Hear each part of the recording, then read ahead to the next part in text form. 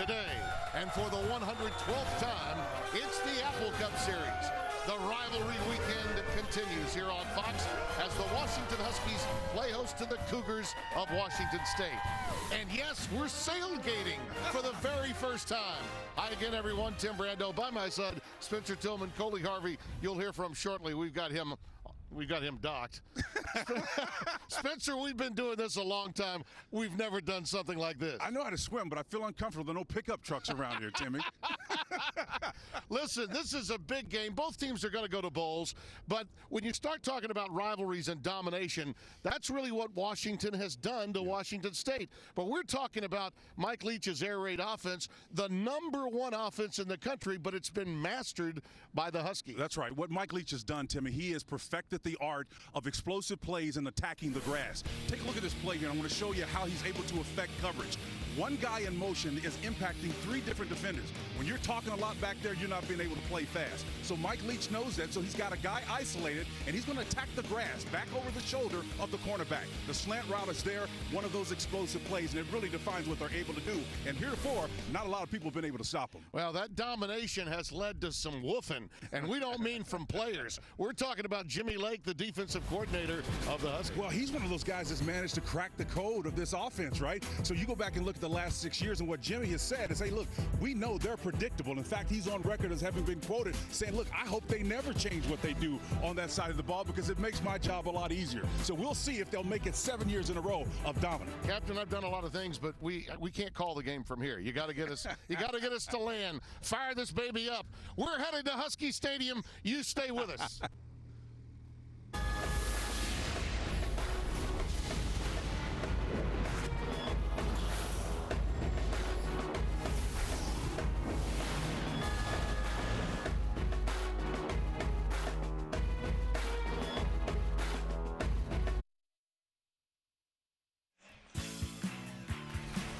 Time now for today's Progressive Game Countdown. And yeah, the fellas were having some fun. It was Merry Time open here on Fox.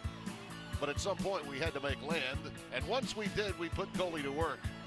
Coley without the coach, but with a lot of good commentary down on the sideline. Yeah, well, Tim Spence, you guys talk about the fact that the Huskies have won the last 6 games in this rivalry. That does not mean that the Cougars are lacking in confidence, though, particularly their running back, Max Borghi. Let's take a listen to what Borghi had to say earlier this week when he was asked to give a score prediction for this game. No score for next week? No score. But I will be scoring a lot. Now, obviously, that created a lot of ripple waves throughout the state of Washington, particularly here in Seattle. The Huskies heard it. They paid attention to it. The other thing to note, the reason why it got so much attention is because what he said last week, going into the game against Oregon State, he guaranteed that the Cougars would win that game, become bowl eligible. It happened. We will see if he backs up his words today. Yes, indeed. You know, he spent some time in the offseason working out with Christian McCaffrey. He fashions himself as that kind of talent, and he's averaging 7 yards per tote. There's a look at the mad scientist, now in his 8th year, but he's only 1-6 against the Huskies. That only victory coming way back in 2012. And Chris Peterson, who did so much at Boise State. Hard to believe it's already been 6 years. Did manage to get this program into the playoff a couple of years back, 5-0 against the Cougs. Double digits in the win column last year. This is kind of foreign territory for them. Yeah. But again, they've had great success against this bunch. Let's see if they can rekindle that. Yeah, life after Jake Browning has not gone as planned with Jacob Eason, who's from this area. More on him later. Tim Horn will kick it away. Washington State won the toss, elected to receive. That's not a shock. Not when you're the #1 offense in the country. Travell Harris is back deep. Number 5. He'll take it from the 7. And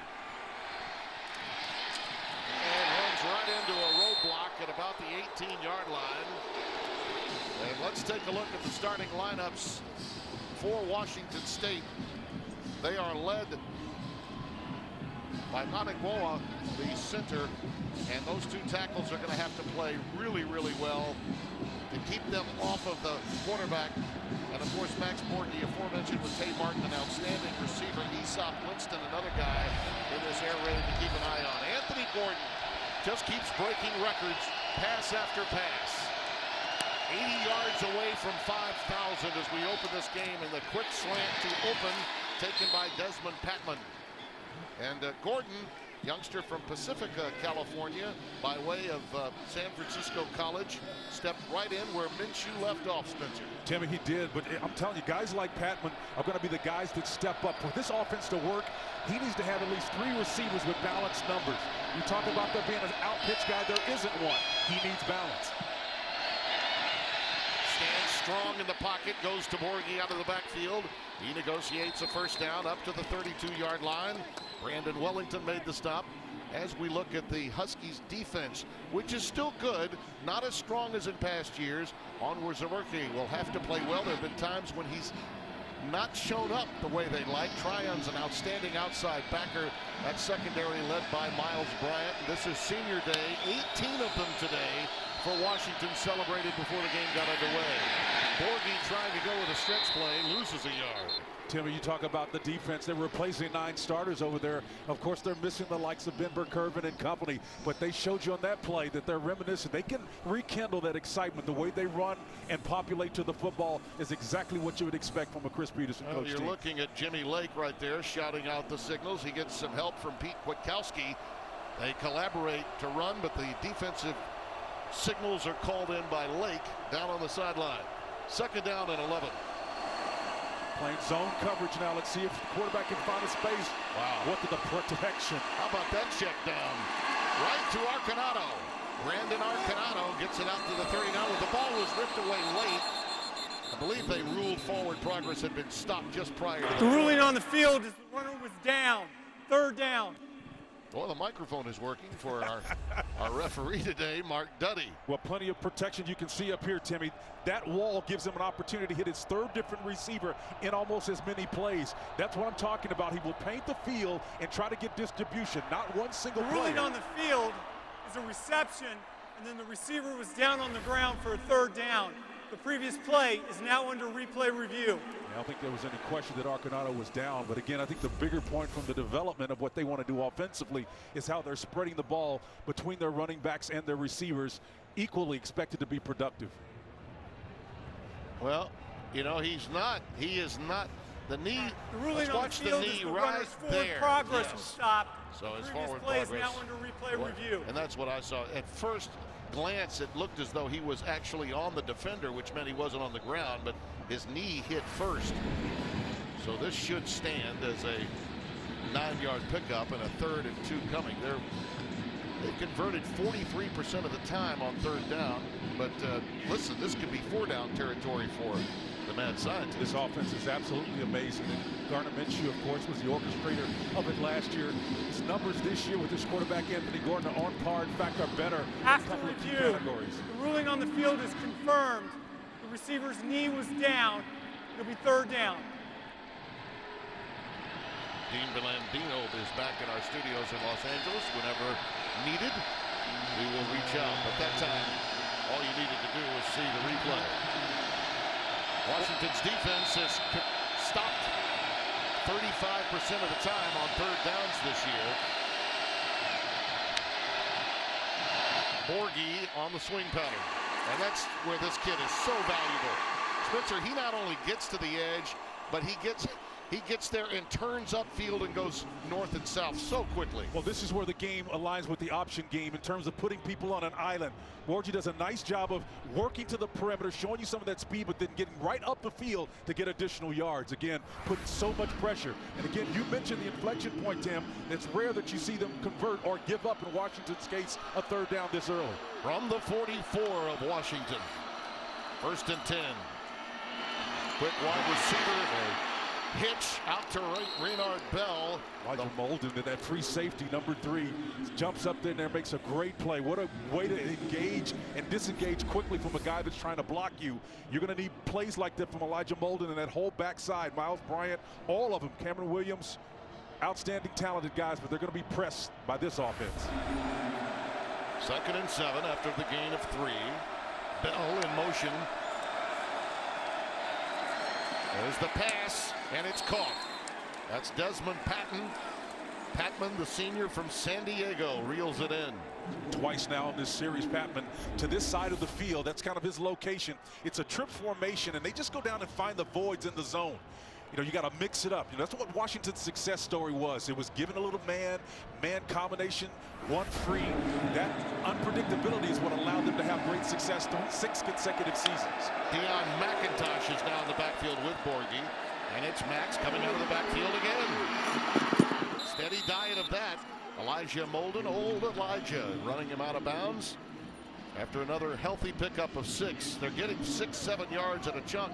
You look at those receptions, and that's by a lot over the closest there, including Benjamin, the youngster we saw earlier in the year from Arizona State. Borghi is just incredible, and I see a lot of Christian McCaffrey light in him. Yeah, I don't know if he's as fast as Christian, but he's built like Christian McCaffrey. Maybe just a little bit shorter than he is, but most of his production is coming on the left side of the field. That's Mike Leach stretching him. Gordon 7 for 7, making 8 for 8. That's a first down. It's Arconado. Second time he's targeted in this opening drive. Now they're working Arconado now on the left side of the field as opposed to the right side where his first 2 catches came from that trips formation. So right now, if you're Washington, you better bring something different. Maybe pressure. They played a lot of zone on this series. They know they don't want to stay in man because you're going to find the open receiver with this quarterback, Anthony Gordon, who makes quick decisions, and he finds his receivers quickly. He may get to 5,000 on this drive alone. Just needed 80 coming in. Yep. Looping it in the corner, back shoulder incomplete. Tay Martin was the intended receiver. Keith Taylor was with him. This kid was 50 of 70 for a career-high 606, 6 touchdowns. He did throw 3 picks, but guess what? He kept on chunking, and they came from 14 down to win the game in the last 2 minutes. He's bided his time, and he's waited. He's got that patina patience all over the way he handles himself. That was just an average game. He had 9 touchdown passes against UCLA in that incredible comeback that UCLA brought to them, as you might recall. There's Borghi inside the 10, down to the 9. That probably was the most bizarre game, Spencer, of the year, the UCLA-Washington State game played earlier this season. A couple of great minds offensively going after one another, so you expected some highlights. And another couple of great minds here. Jimmy Lake on your right there, then Mike Leach, the head coach, the mad scientist. Great success on this opening drive, painting the breadth and the width of the field against this Husky defense. Trips receivers down to the bottom of your screen. There's the quick curl, caught by Arconado, and he's down to the 2, maybe the 1.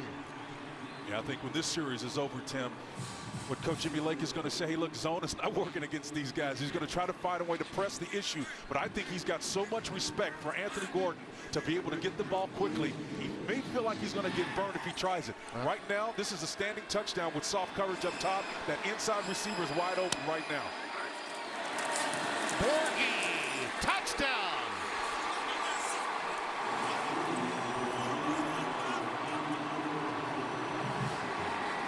That was an in-your-face 11-play drive. 74 of the 80 yards needed to 5,000. Washington State is reporting as number 16. You know, Washington's pretty stout up front, but they just had 3 men with their hand down. Gaps over the guards. That was the soft spot in the front. And the Washington State offense just attacked that weak area. Found a way in. Blake Mazza, the first ever Lou Groza finalist, who was a perfect 18 of 18 before missing his first extra point of the year last week. Boots through the extra point.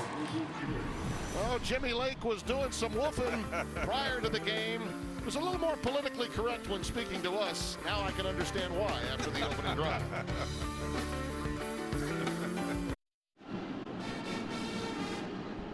Fox College Football is sponsored by Rocket Mortgage by Quicken Loans.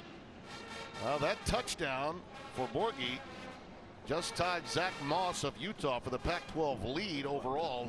11 rushing touchdowns, 4 receiving. And by the way, Zach is some player. What an opportunity they have coming up this weekend. I just love his good-natured confidence. And again, some people think that that's kind of off-putting, but I love it. I love a guy that's sure of himself because you've heard me say this, Tim, a lot. Confidence comes from demonstrated ability. If he was whooping and not producing, that's a different thing. But this kid right here is the real deal. Hey, they asked the question, and they gave him an answer. I'm I'm not going to give you the score, but I'll tell you I'm going to score. And I mean, I love the little two-pop that he gave the desk. The double pop. The double pop.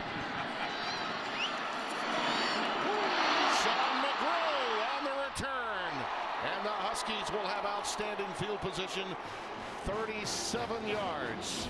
Boy, Anthony Garden was slinging it at every location. We do have a flag, so we'll keep it here, so hang on just a moment. We'll hold our audience before going to break. Wait to see what the flag is all about. They'll sort it out, but I tell you what, the coverage unit better make sure that they're no not a foul for unsportsmanlike conduct against either team. Both players were just tangled up at the end of the play. First down, Washington. He just wanted to ruin our break. He just wanted to ruin our break. We had such rhythm there. Stay right where you are. Blow hard.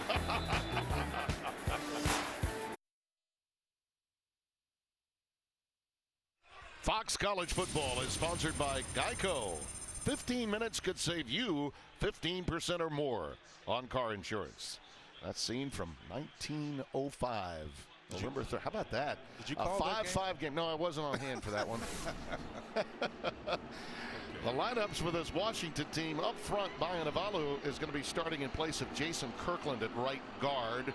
And that's going to be a factor today. They would like to believe they can run at will against this team. Bocelli is a go-to receiver. Ahmed is one of 5 you'll see in the backfield. Aaron Fuller and the tight end Hunter Bryant are the main go-tos for this offense, led by the transfer Jacob Eason, who's sacked on the opening play. That's Willie Taylor III, the redshirt sophomore, coming through from Bleckley County High School, Cochran, Georgia. That's a loss of 5. Willie Taylor III is coming from the outside again here. That's where he's able to make hay to get home. Everybody's trying to get home. The hands down, violent off the edge. You know, a lot of times when you're facing a big old tackle like that, you're typically not strong enough, but Willie is. And he says, Willie won't go.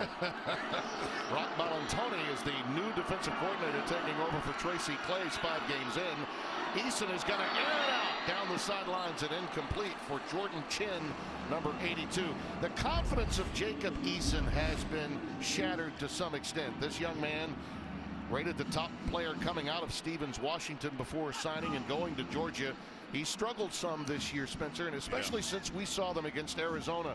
They've been lacking that go-to explosive out pitch, relying so heavily on Bryant at tight end and Aaron Fuller. And if they don't play big, then he has a bad day. They expect him to have success against Oregon State and then Colorado, but instead he was mediocre at 56% completion. They need him to play better.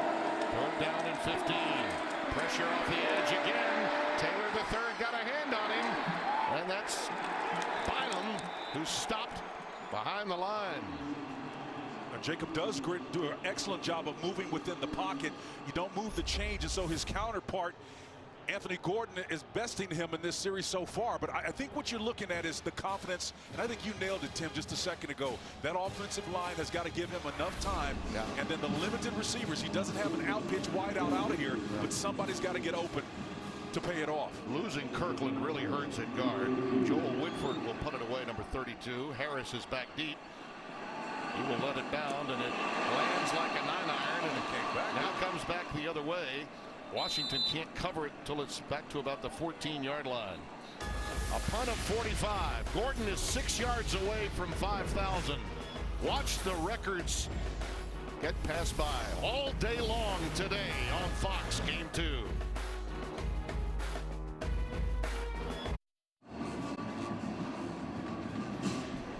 Anthony Gordon moving in on 5,000 passing yards this season. He's going to get there pretty quick, Tim. He was 9 for 10 on that last scoring drive they had. They tend to get them in bunches. They've got trips down here and 2 receivers open. Soft side of the field to the right, and right now completion. Borghi out of the backfield. That'll net the 17-yard line. Gain of 3, so he got halfway to a 5,000 mark. Elijah Molden. By the way, Washington had outscored opponents 107-16 before the first touchdown was scored by Washington State, so they're not accustomed to falling behind early. As Chris Peterson looks on, I think they're going to have to try to do some more disguising and rolling out of coverage into more some man concepts, because they're stealing right now. Nice. On the shallow cross, it's complete to Martin. And that gets him to the 21-yard line. That's 4, and that's 5,000 yards this season. 5,001. And he got it done with 6:40 and counting remaining in the first quarter.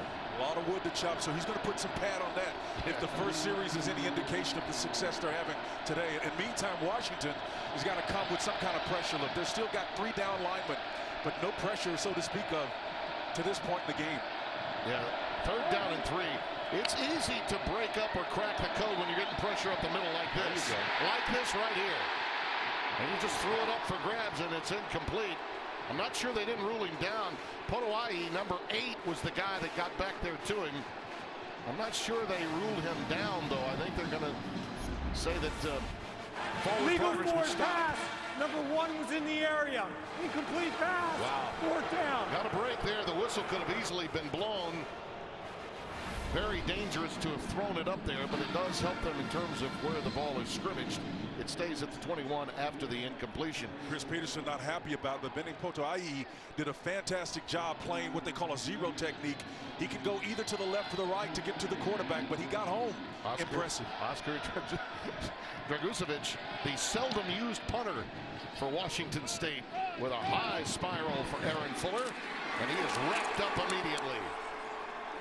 49-yard boot. Great coverage by Marcus Strong.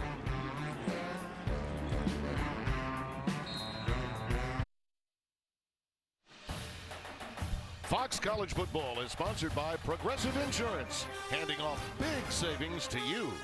And by Rocket Mortgage by Quicken Loans. Push button, get mortgage. Now they call this place the most outstanding setting in college football. And when you visit for the very first time, you can certainly see that this is more than a house. Sponsored by Rocket Mortgage, by Quicken Loans. And what other house would you possibly see this? How about that? American Eagle. That's unbelievable. It's just incredible. I come here, Spencer, and I think about the American sportsman Kurt Gowdy, who used to do so many of his shows in this area. That's Richard Newton carrying it up to the 30-yard line. Kurt was a mentor of mine, someone I always looked up to and counseled with in my early days. And he used to talk about coming here and in this area to go fishing as well as hunting. Hiking was always big in this particular area. He and his old pal Phil Harris would spend a lot of time with some nice spirits too, I might add. Hard to beat that scene though, right there, man. That's about as good as it gets. Surrounded by mountains on all 4 sides. Impressive. 2nd and 8. Got a flag. Yep, and Eason lets her rip all the way down and caught. It's bottom down to the 10. We'll check the flag. Thrown in an area where you'd suspect potential holding. I think this is coming back, Tim. Yep. Unfortunately, and that's Offside. Defense, number 92. That penalty is declined. Big break Over the there. play. That was a huge It's a first break. down. Will Rogers, 92, was in the zone there. He got into the neutral zone. That's a beautiful route, Spence. Yeah, it's a great route. It's just a streak route. He's going downfield, and again, that he had to have lined up in the neutral zone because again, I didn't see any movement. No, I didn't per either. se, but they got him on it. Clearly, his head was in that neutral area, and I was just about to say, prior to that play, you can see his head. Maybe not so much clear from that angle, but the bottom line is the officials down the line saw it, and Mike Leach not happy about the outcome there. Savon Ahmed is the lone setback, a tight formation, and Ahmed will carry it. Not much room, maybe a yard pickup, and that's all. Travion Brown, 82, the freshman from Moreno Valley, California. Litchfield Christian High School making the stop. He played with great leverage did Brown on that play, shedding and releasing Rogers in there with him as well. So 82 with a fantastic job of shedding one guy that was all over him. He wants to be a canine officer one day. He just pulled down a Husky.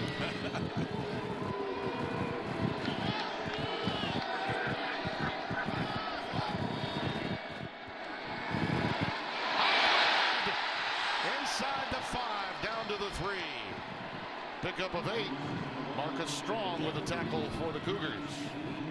Tim, one of the things that Washington State will do prior to the ball is try to move at the snap, right? They try to stem, whether it's this way or that way. The bottom line is they move the opposite direction. They should be going the direction I just drew on the line. Instead, they moved away from it. It was a starboard-side charge. You need to be going to the right side. It was a bad decision. Guessing wrong. Washington beat them. 3rd down 1 from the 3. Eason keeps it. Touchdown.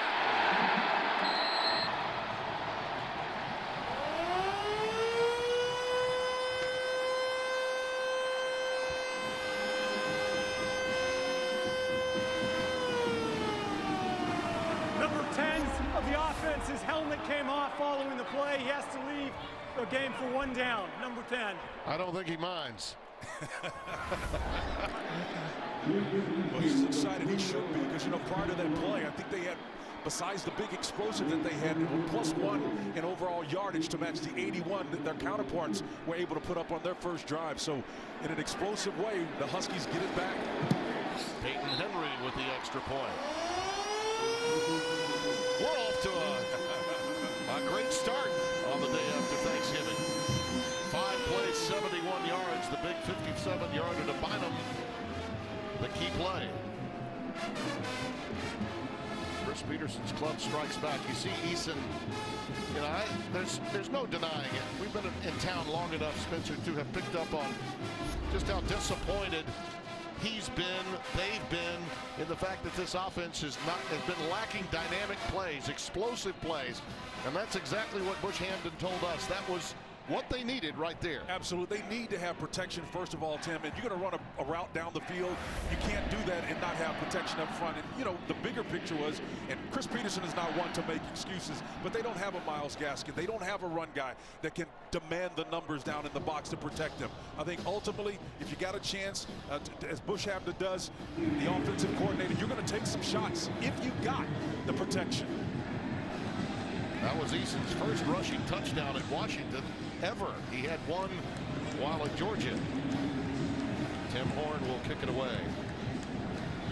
Harris is back deep.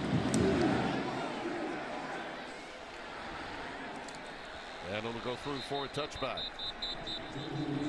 One to Watch is sponsored by Nationwide. Nationwide is on your side, and Joe Tryon is one of those guys that do everything linebacker. The defense is really created in a lot of ways, Spencer, for the second level to be the most productive, and he's certainly that, the sophomore from Renton, Washington. Well, he's a talented player, to be sure, Tim, and I think what this defense, it knew coming in that it would have to play complementary football because of what they were missing on the offensive side of the ball. No Myles Gaskin, no run threat to speak of, and not an out pitch as a receiver. Borghi the setback. Gordon dumps it underneath to Borghi. And he's ahead to the 31, a gain of 6. That's really what they're trying to accomplish. Get 6 or more on first down. Ryan Bowman, 55, the junior from Bellevue, Washington, with the tackle. 2nd and 4. Great job of playing team defense with just those 3 defensive linemen coming off those blocks to make a play. Good hustle up front for the Huskies. Just 3 rushing. Pass incomplete. Arconado, the intended receiver, it was airmailed just a bit. He got pressure that time from Joe Tryon coming off the edge, number 9. You can see him coming right here with a nice dip and the shoulder to get around. I guarantee you, talk about peripheral vision. That was one of the things that Coach Leach said his quarterback has. Excellent peripheral vision. In those particular situations, you don't want to see that guy coming off the edge. Great pressure. On the O'Brien, Maxwell, and Manning Award list, Gordon looking to convert a 3rd and 4.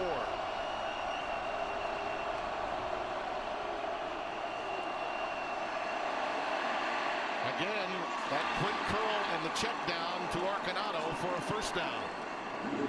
Yeah, they got the nice mesh concept, and all that means is Mike Leach has a staple of this air raid. Receivers crossing. This particular case is in a shallow area of about 5 yards. And again, you got a dinged up receiver on that play, but the success of this play is predicated on protecting long enough on the offensive side, and then defensively discerning where those threats are coming, as Arconado has been banged up with that hand. Looks like I'm wondering if he didn't jam his finger with the way he reached out to reel that one in, Spencer. The pass was not a perfectly thrown ball. Heck of a catch in a lot of respects. Looked like he was holding on to one of those fingers. That's a shallow cross to Bell. Raynard Bell gets it to the 40. That's a gain of 3. Here's a look at that previous play and see what may have happened to Arconado. He's got a quick release, and he's got a cannon for an arm. And that ball, he caught the back end of that ball, double clutched it, but caught it. Let's see if that hand. I thought on the catch, maybe the fingers, Spencer. Yeah, possibly. I think because he was holding what looked to be fingers on that left hand of his, and he had to reach out, as you like to say, and grab it, didn't let the ball come up on him. 2nd and 7. Nice stunt by Washington up front for pressure, and now while flushed, he gets it out to Borghi. That's always the option that's there at the end. Elijah Molden with the stop. What an out pitch, though, to have. A guy as sure-handed as Max Borghi's your check down. Borghi's able to show you he's got athletic talent, but so does Anthony Gordon. You know, he's not necessarily known as a runner, but able to elude the pressure off the outside to get the ball underneath for a streaking receiver. Just getting it in bite-sized pieces, but it's effective nonetheless. Trying to match that 13-play scoring drive they had to start this off. 18 out of 21 plays have been in the air. Borghi has 6 receptions to lead the way. Empty backfield. They go trips in the bubble screen. It's caught. It's Harris. It's a first down. Tell you, Washington, as you like to say, Spencer, doing everything they can. Well, now they're going to mark it short. He got a right foot spot as opposed to a left foot spot, and it's short, and I'm a little stunned by that. That was a great job of second effort to get it, what I thought was an obvious first down. Yeah, that's an amazingly poor spot. And I think the mad scientists may agree with us. You know, it's some reason I don't think he's really full of trepidation about this, Tim, because he's moving the ball pretty much at will right now and patient about getting it in 3- and 5-yard chunks. Yeah, a couple of links. Inches away.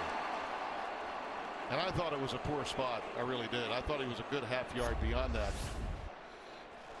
The trips look right here. All you do is just step a little pivot route, stand down and get the ball in your hands.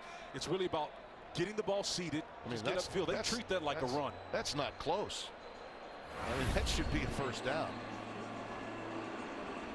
What's the over-under and whether or not this is a run? What do you think? I'd be surprised if Leach doesn't demand that they review it. I think he thinks he can get it. I don't think he's. Tim, we've been in games where he's actually run the ball 3 times in the course of a game. He's not bothered by this one bit. I know he's not, but don't you think he should review that? I mean, they have reviewed down, markings before. This to me is I would be an obvious The one. ruling on the field is that the runner is short of the first down. The previous play is now under replay review. Yeah, good, because that needed to be reviewed. Jim Fogeltans is our review official. And it's very rare when you see those reviews lead to overturns, but in this case, that looked awfully obvious to me that on the second effort, the ball was where it needed to be. Dean Blandino is back in Los Angeles. What say you, Dean? Yeah, this is a tough one because you don't have a big line. You're in between the big lines. And it looks like, if I'm looking at this, I think he made it. You look at the knee, you look at the ball, it looks like he got to the line to gain. I just don't know without a look right down the line, is it indisputable? Does it jump out? Again, I think it's a first down, but they're going to have to make a decision here. After review, the runner reached the line to gain. It'll be first down for Washington State at the 48.5-yard line. Dino, a quick take. You recapped that this week in your review tapes, a similar situation where the big line. Can you share that real quickly with our listening audience, the difference between a small line and a big line? Yeah, so you're talking about 5-yard intervals, right? The 45 to 50. You have a good point of reference. When you're at the 42, it's tougher to find that point of reference. But obviously, they felt they had enough to overturn it then. Good stuff. This may be myth rather than fact, but whenever I see a right foot spot, it's always further back. Left foot spot, it's always further up. A little quick curl over the middle. And it's caught by Raynard Bell. But in live call, to me, that was absolutely an automatic. It should have been reviewed. I don't know if Leach demanded it or not, but I'm glad that Jim Fogeltans decided to ring down and say, let's take a look at this. I think Dino's take, though, is appreciative because, again, with the line of reference on a big line, it's less indisputable in that case from the official standpoint. He can see better. Pereira will be glad to know that we watch the tapes they put out every week. Bubble screen to Patman. And he's ahead for another first down at the 40. What an entertaining first quarter we've had, partner. It has been. And Washington has done it long and slow, but the bottom line is they've been able to score. That's what Chris Peterson said he wanted. He wants explosive plays. I just wish we could get back on the boat before we head to Stanford. You know, I just sort of would love to go back there. But Notre Dame and Stanford are waiting for us tomorrow. Happy Thanksgiving on Fox. Game 2 of a holiday special. Stay right where you are.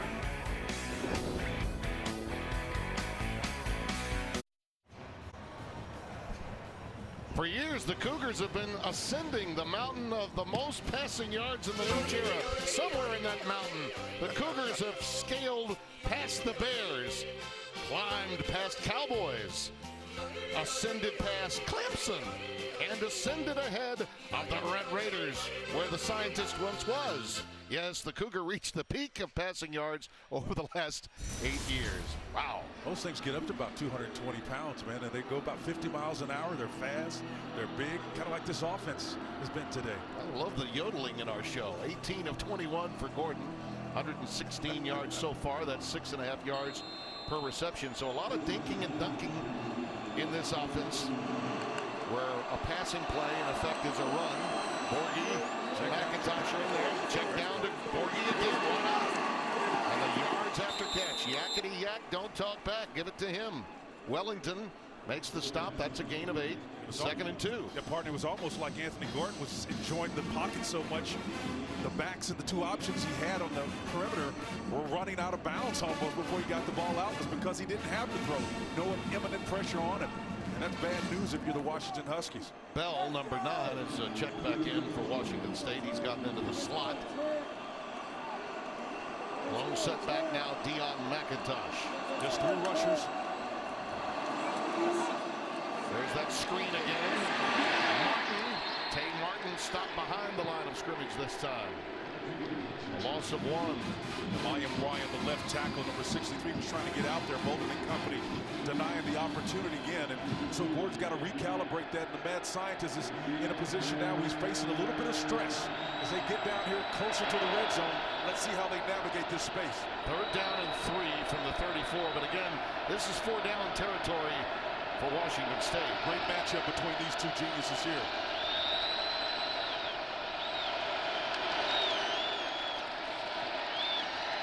Gordon's going to tuck it. 1st down. He's to the 31-yard line, a gain of 4. Josiah Bronson, number 90, senior from Kent, Washington, making the tackle. That time you got underneath with just a 3-man rush, but you're going to see somebody coming to your camera just late, and this is the spy who's been assigned to Gordon here. A nice job of open field, getting after the quarterback to ensure that he doesn't get downfield. Now, they're not particularly worried about him per se because he's not known as a rusher or a runner, but he can be that outlet if they continue to get protection. 1st and 10 from the 31. Gordon dumps it again on the cross. It's Bell. Taken out of bounds inside the 10. That's Cameron Williams, number 16, the freshman from Bakersfield, California, with the stop. Bell does a nice job of coming cross back over to this side here. You can see him in motion, Tim. The eyes right before that snap had him there the whole time. Gordon knew where he wanted to go with that football. The pre-snap read did it, and he put his eyes opposite of the direction where he wanted to go. And I guarantee you that fooled some of those guys on the back end. Washington is not getting pressure up the middle from Potawai at all. Underneath the curl, it's caught to the 3 by Tay Martin. The one time they got to him, Tim, they're still staying in this zone kind of look. The one time they got to him was they didn't blitz. It was a 3-man rush, and they won at the nose position. That's been rare, though. Unable to affect the quarterback, Anthony Gordon. They're holding steadfast to this zone package. There's Potawai. There's Jimmy Blake right there. He needs more push up front. He's not getting it right now. 2nd and goal. Trips to the top of your screen. Bell in the slot. Slant. Incomplete. Great defense. That was well covered, wasn't it? Miles Brandt, strong safety. Bryant does a nice job of sticking that hand in there and plucking it out. Well, I'll tell you what, it doesn't get any better than this. Caught in between two defenders. I think the ball was placed where it needed to be, but Bryant did a fantastic job of getting his hand in there. Bell was actually, ball hit his shoulder pads. There was a dart right in there. He was well defended, no doubt about it, but he could have caught it. Yeah, but awareness, too much awareness is not a good thing down here. You got to be aware where people are, but you can't be scared when that ball comes flying. 3rd and goal. Got the swing. Gordon with time. Negotiates. Now lets it go after the pressure finally got to him. Incomplete. The pressure coming from Edefwan Lofocio. The red shirt. Ball came out pretty weird, but that kid from Alaska's played really smart and big-time football of late. That ball came out of his hand. Again, there's a flag on the play. Intentional grounding, offense to quarterback. There was no receiver in the area. The quarterback was out in the tackle box, but the ball did not cross the line of scrimmage. It's loss of down, 4th down. So Lofocio forces this as he comes in late, number 48. Number 50 for Washington State is reported as number 16. Well, I disagree that the number 9 was sitting there right underneath the bell. You know, the ball kind of came out of his hand. He didn't really want it to come out. You're right, the pressure got to him, but I think there was a receiver in the vicinity. I would agree. By the way, Mazza says no problem. I've got this. The Groza finalist. 51 his longest. We mentioned 18 out of 19. His only miss coming a week ago. He had been perfect prior to that. Snap, spot, and the kick is good. Happy Thanksgiving from the Apple Cup on Fox.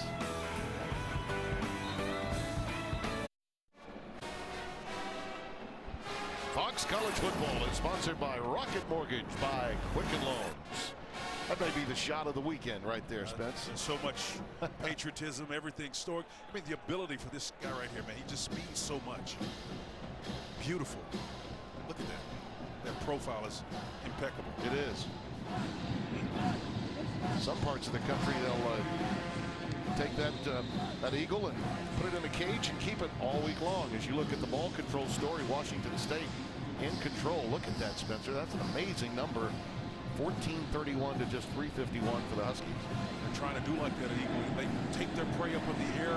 If it's a snake, it doesn't have any momentum. That's when they're at their strongest. And they'll put them in this. McGrew. Excuse me, Ahmed. And time now for a T-Mobile game break. Here's Sam Farber in Los Angeles. Nebraska trying to get bowl eligible for the first time since 2016. They're hosting 17th ranked Iowa. Huskers give it to Wyatt Mazur, the former walk-on, with a 9-yard touchdown. Ties things at 24 entering the 4th quarter in Lincoln. Back to Tim and Spencer in beautiful Seattle, Washington. Thank you, Sam. I think that's a very important game, Spencer, for Scott Frost in Nebraska in year 2. No question. To get them into a bowl situation, that is, I think, necessary for him. Much has been said about the maybe internal challenges he's faced, probably a little bit more staunch than most imagine. He's doing a good job. Eason's pass is high, and it's brought down by Hunter Bryant.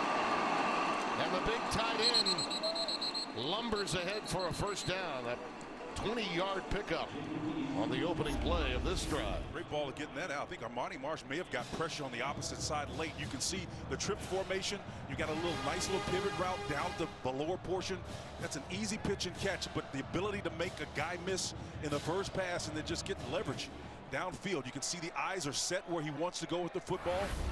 That's stealing. Bush Hampton said we got to target our tight ends a lot more than we did last week. His 47th reception of the year. Ahmed hammered by Jihad Woods, number 13, at the point of attack that time. Bernard Bell and Bernard just all in the backfield on that play again. That nose tackle position, whether it's Dallas Hobbs, number 98, or Bell, the single-digit guy, number 9, those guys, if they can get in the backfield and disrupt anything, McDougal and company, all of them are able to play on the opposite side of the line of scrimmage. They are going to be very effective in disrupting this struggling run game. After the loss of 3, 2nd and 13. Oh. Wide open. Incomplete. Bryant had 3 steps on Marcus Strong. Eason just missed him. He'd love to have that one back. Sure did. Just got a little bit too anxious with it. When you see a guy that's wide open that way, you got out routes running here, Timmy. Nice job of sitting it down on the perimeter. But then you got him wide open. You got to take a little bit off, set your feet, and then deliver that ball with a little less on it. That excitement sometimes can get to a quarterback when you see it. It's kind of been the narrative in the story at that position. Washington is the worst in the Pac-12 on third down conversions, 35%. Ahmed, the setback. Third and long. Pressure! And that pass is incomplete. Late flag. He might get bailed out by a pass interference. Cade Otton with the intended receiver. Bryce Beekman, 26, likely to be tagged here with the interference. Skylar Thomas was the guy that was coming from that strong safety position, number 25. So it was 25 and 26 coming from depth right here, Timmy. That's where the immediate heat came from. Spencer, I don't think that ball was catchable. Pass interference, defense number 26. Spot foul, automatic first down. Did you see how high that ball was? Yeah, it was high. It's a bailout, and it's a good call, but the ball was... I mean, he would have had to climb a ladder to pick it. That's what Leach is claiming. Way over his head.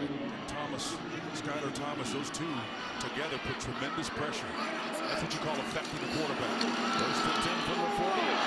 And another flag comes down as he hits the turf at the 28, a gain of 12. Anytime they get wide open spaces like that, it's going to be some type of holding penalty because we're not used to seeing. Offense number 83. 10-yard penalty from the spot of the foul. Replay, first down. It's Devin Culp that's going to be tagged, one of the many tight ends that Washington will use. Besides Bryant and Otton, you'll see Culp. You'll also see Westover as an H-back from time to time, and Jacob Kaiser, I beg your pardon. All four will get playing time. There's Darcel McBath, who is the co-defensive coordinator, and he's talking with the guy making the calls, Rock Bellantoni, that took over for Tracy Claeys. What Mike Leach said is, I needed more energy and enthusiasm. McBath played for Mike at Texas Tech. That pass is caught by Bryant on the quick cross inside the 40 to the 37. Jahad Woods, the tackle. There's Rock there in the middle, the white visor on, and a la Steve Spurrier. He's got that nice little visor on. But I'll tell you what, I love him. He came up to us prior to the game and just kind of unpacked some thoughts that he had. Love his energy, his passion for the game. They're working in tandem up top and down the sideline. And Marcel's a guy that's been familiar with Coach Lee's system, played for him back to in the early 2000s. Now as you like to call it, inflection point came after the UCLA game. No question. And Tracy Claeys decided to resign. The official call was that. Ahmed to the 35 with a gain of 2. Skylar Thomas making the stop. Thomas so active, number 25 in that strong safety position.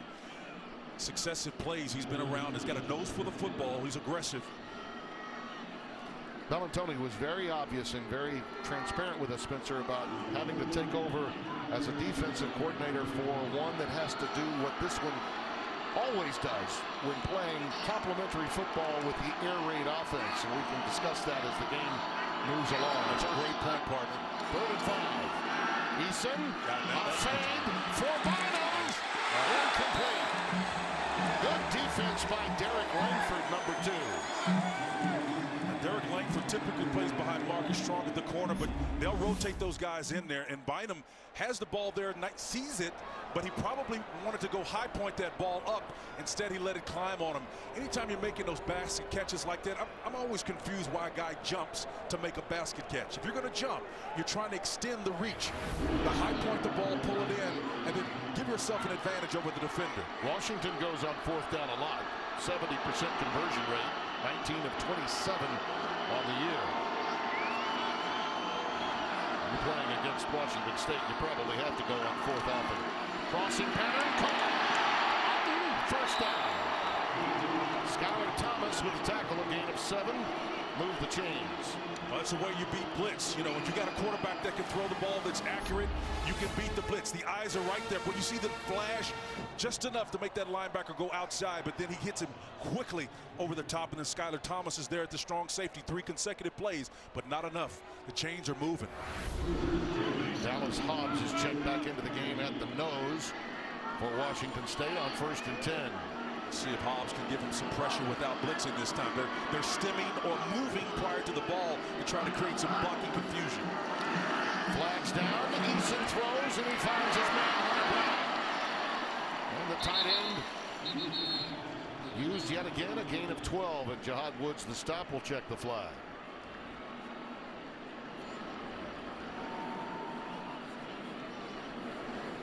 There's no foul for an illegal shift. All the players were set. That's right.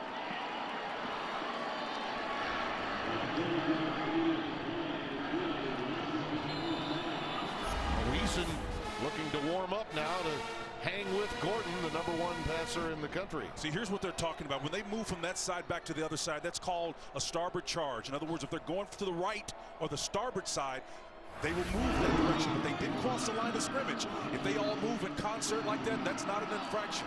Sometimes it can be construed as much, but they've done it twice today. They're doing it again right now. Play fake to Newton in the corner.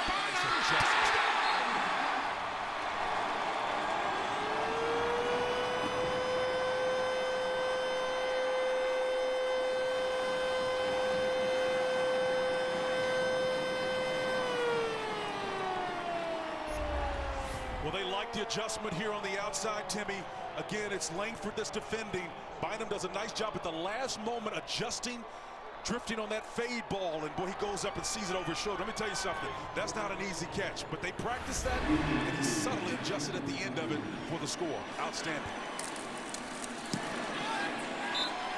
Henry with the extra point. Eason looked like his old self on that drive, didn't he? Eason's 22nd. A big-time throw.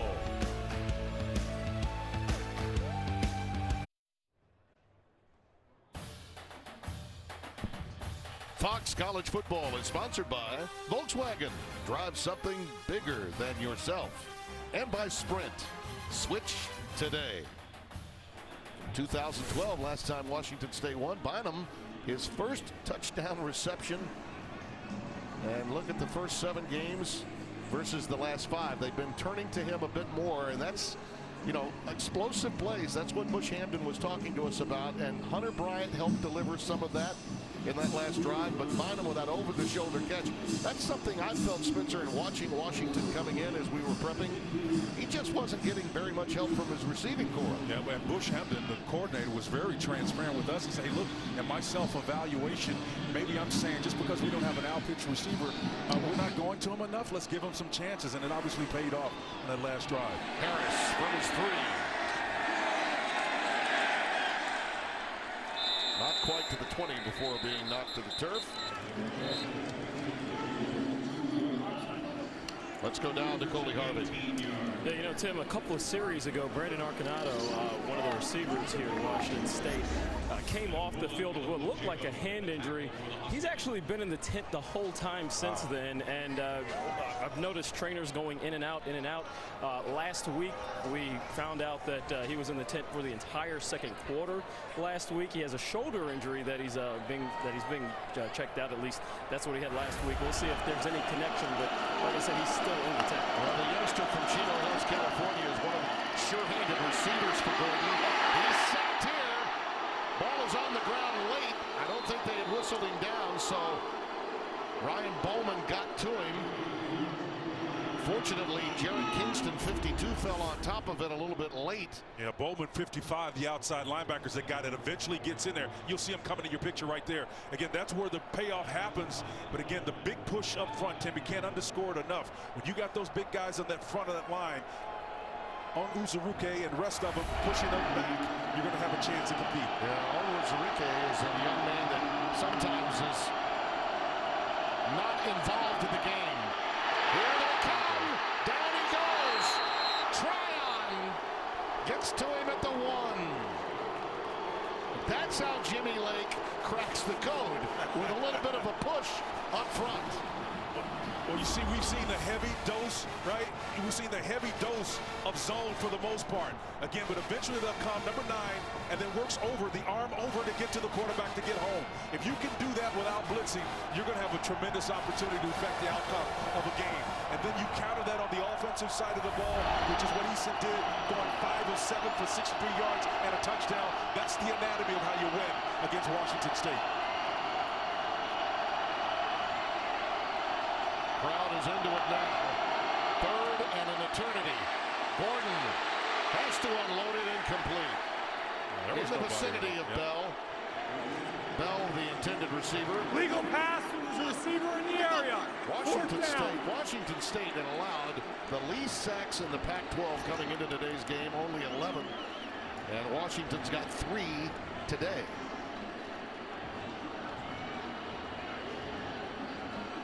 The one thing that they're doing different, Tim, they're dialing up pressure, sensing an opportunity to affect the quarterback. And Gordon, he's felt it on this particular series. Dragicevic will punt it away. It's very seldom that he has to punt more than once in a game. This will be his 2nd today. Beautiful punt. He's got Aaron Fuller backing up to get it at the 40. Did he outkick his coverage? Up to the 47-yard line. Nice work by Washington State after the 54-yard boot. Jimmy Lake's defense decided to navigate those waters nearby Husky Stadium, didn't they?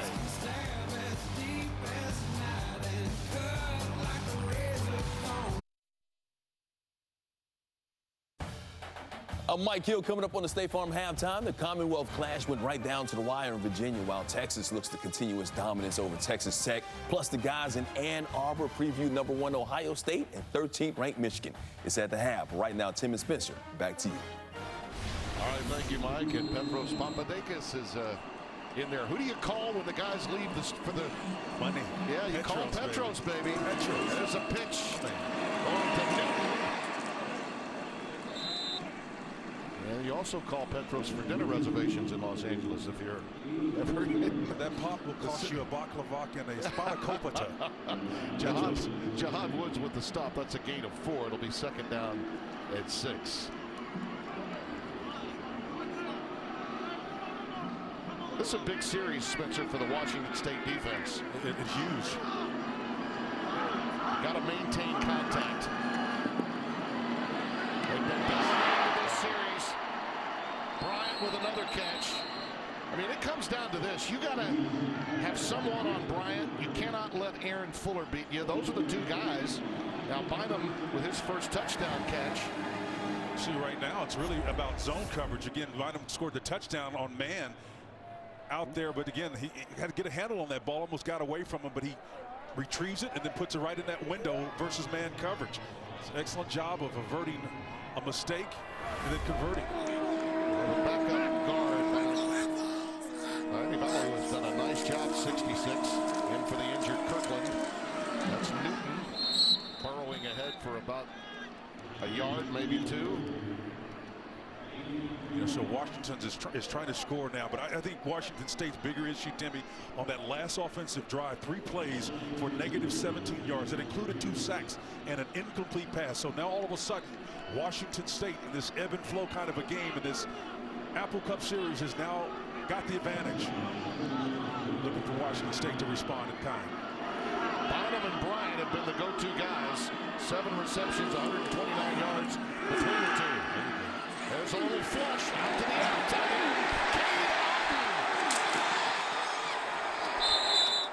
Taken out at the 4-yard line. Will Rogers, the defensive end, hauls him down, and now they got to find a way, this Washington State team, to hold them to 3.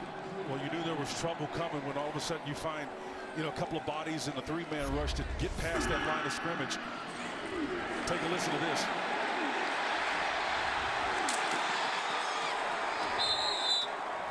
Problem for the Cougars is that those hits that made those sounds came too far down the field. They've had a lot of missed tackles this year, this Washington State defense. Old school toss sweep. Yeah, into the boundary. Newton is stopped behind the line by Jahad Woods. It's tough. There's a phone booth down here. It's really smart to try to do something different. But again, when there's not a whole lot of space now into that nearing that green zone inside the 5-yard line.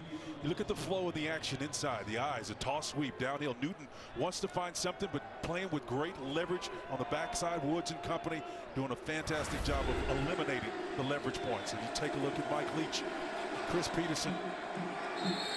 Pirate wants his defense to dial up some pressure here and hold the Huskies to 3. Timeout. Washington State, their first of the half. This will be a 30-second timeout. I think that underscores how important this series is. The fact that they really want to get the job done here, Spencer, and find a way to hold them to 3 points. And without question, they're accustomed to getting into shootouts, and early on it looked like we might be in that position. Here we go again, though. They're being held in check by this Washington defense as they get the pressure that they were hoping for. Well, you and I know you're never out of the woods when you're dealing with a Mike Leach offense, right? Yeah. But I think you clearly can feel the ebb and flow of this has shifted back to Washington. Now they are moving the ball on offense, stuffing them on the previous offensive series. So now they've got a groove working. It's up to Washington State to respond. Good to be on land. Oh, yeah, I love it, though. I love the water, though. I used to keep a boat out Parkside. Yeah. Next time we ought to try to call it with binocs from Lake Washington. What do you think? Well, many thanks to our crew, Mitch Riggin, and our producer, a.k.a. the Norman Lear of college football, Jake Jolivet, for helping put that together for us today. He's down to the 2. Washington following those big uglies up front. Harris. Great job of heavy running down here by Newton. And this is doing a couple of things, Tim. Not only are you establishing a physical presence, but anytime you can keep the ball away from this vaunted offensive attack, it's going to be good. You're sitting here on the doorstep with the chance to score again and define who you are. Through the air, you've been dominant.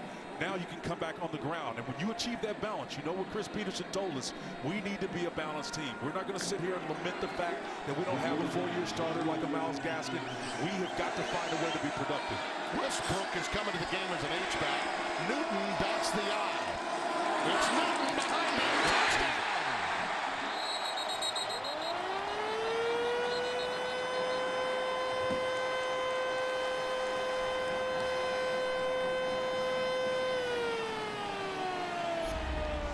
Tim Love, the right guard. This is Roberts here. He's going to come and pull from his right guard position, and he's the lead blocker. All the back has got to do is find him, get on his hip pocket, and he's going to be able to kick out anybody that's there. Unfortunately, that was Skyler Thomas, the strong safety, who has figured in a lot of key stops so far, but you're going to lose that weight to ratio battle right there.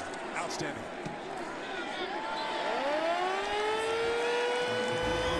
Siren sounding as the Huskies, looking for their 7th in a row in the Apple Cup Series, lead it 21-10.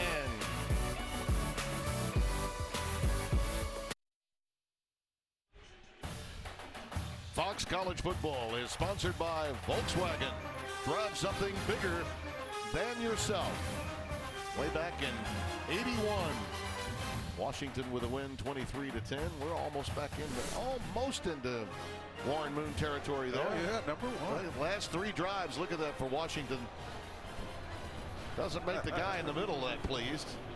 Gee, and I've got to go all the way back to Pullman, huh? That's the look on his face. But still plenty of time. That this is a critical series here for Washington State offensively. We talked about their defense in the last sequence minutes. They didn't get it done. And now that shifts all the pressure back to Mike Leach's offense with the remaining minute and change that we've got. And they'll start after the touchback. Well, we mentioned Warren Moon. Back in '75, the Apple Cup. The legendary coach Don James' first foray into this rivalry. The Cougs led late. Al Burleson took an interception, 93 yards for a touchdown to bring the Huskies to within striking range. And then with under 2 minutes, Warren bombed a ball that was tipped by 2 defenders before ending in the hands of Spider Gaines, who took it the rest of the way for the game-winning score. Oh, 1 dog. Oh, man. Those games that were called back in the day by Keith Jackson. Just a 3-man rush. Keith Jackson, of course, a Washington State alum. Desmond Patman on the receiving end after that curl of 11 yards. So all of a sudden, this Washington defense is back to its old ways of sitting back at the zone. They know that they can create pressure. We know the benefits that's reaped for the offense. And so Lake kind of rested his guys up.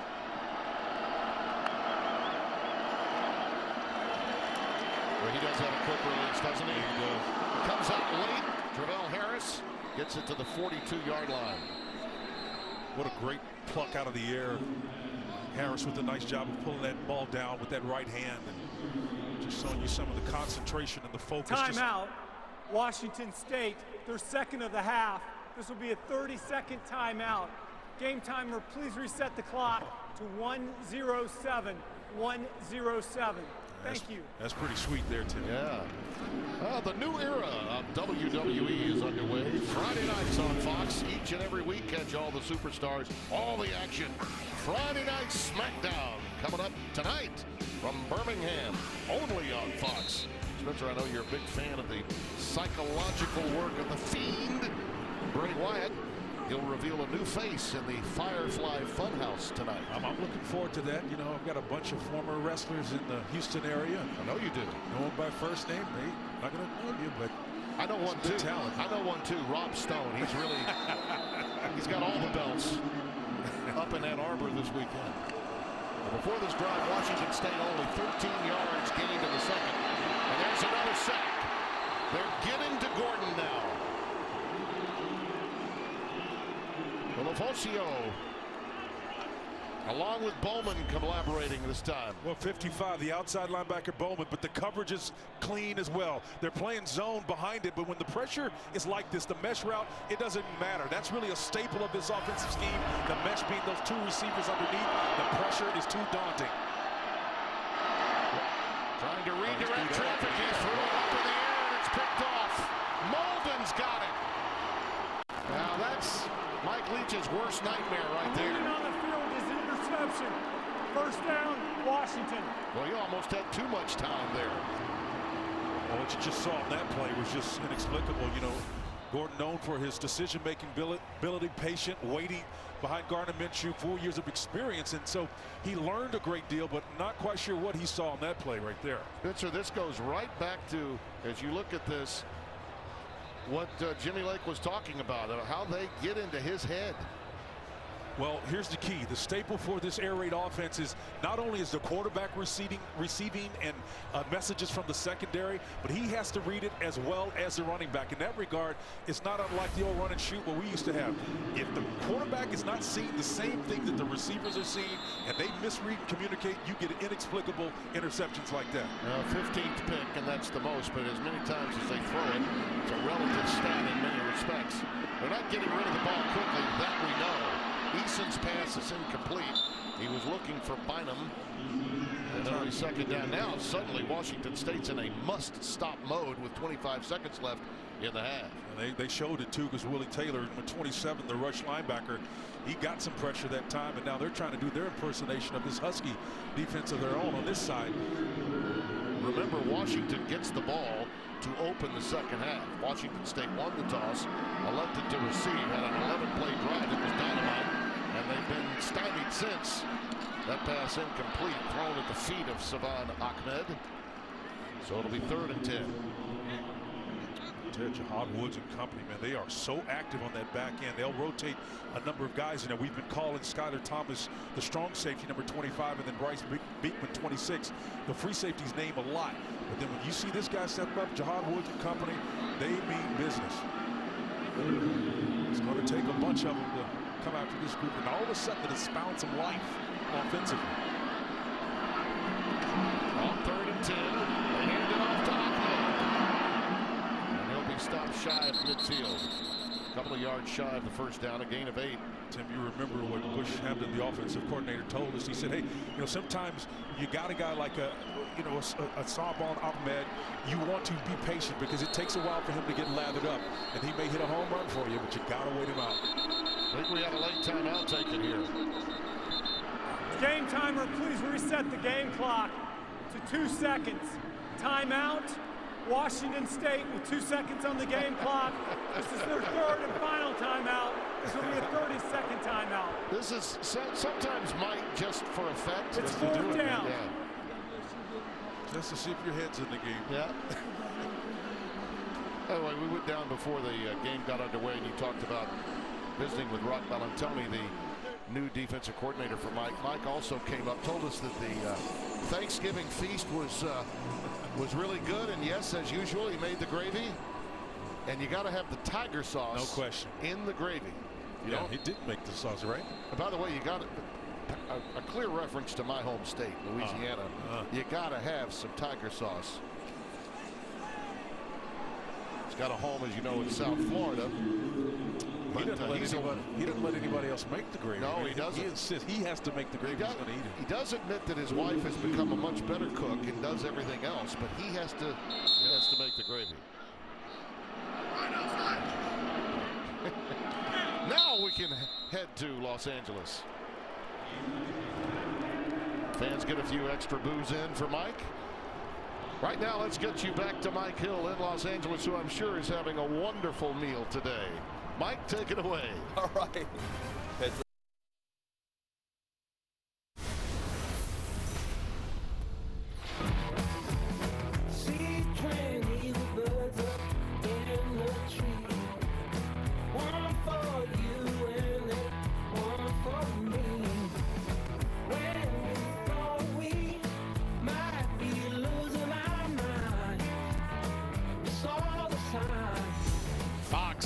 Football is sponsored by Rocket Mortgage by Quicken Loans. Unbelievable setting. Boy, you talk about giving thanks. We give thanks for this assignment. 21-10 our score. Washington with the lead. And I'm also thankful of having this guy together for 21 of the last 22 years. The two of us. What a first half. I mean, we thought Washington State came out guns a-blazing, and then Washington does what they always do, it seems. Well, Mike Leach's offense, the air raid, does what it does, and it causes you to think. It causes confusion. Our guys did a nice job of setting this up for you. This is called a mesh concept. All it means is these guys will mesh at one point. It causes problems on the back end. Keith Taylor does not sort it out, and they take advantage of that green space we talk about. This is attacking the grass, and this is the net result of it. But after that, they kind of stalled a little bit offensively. Then Jimmy Lake on the backside of this stepped it up big time. Always means to cause you problems, always means to cause you some kind of pain, and he does it. It's Purple Rain. Purple Rain. They came early and they came often, forcing a punt, a field goal, a punt, and an interception on the last 3 possessions.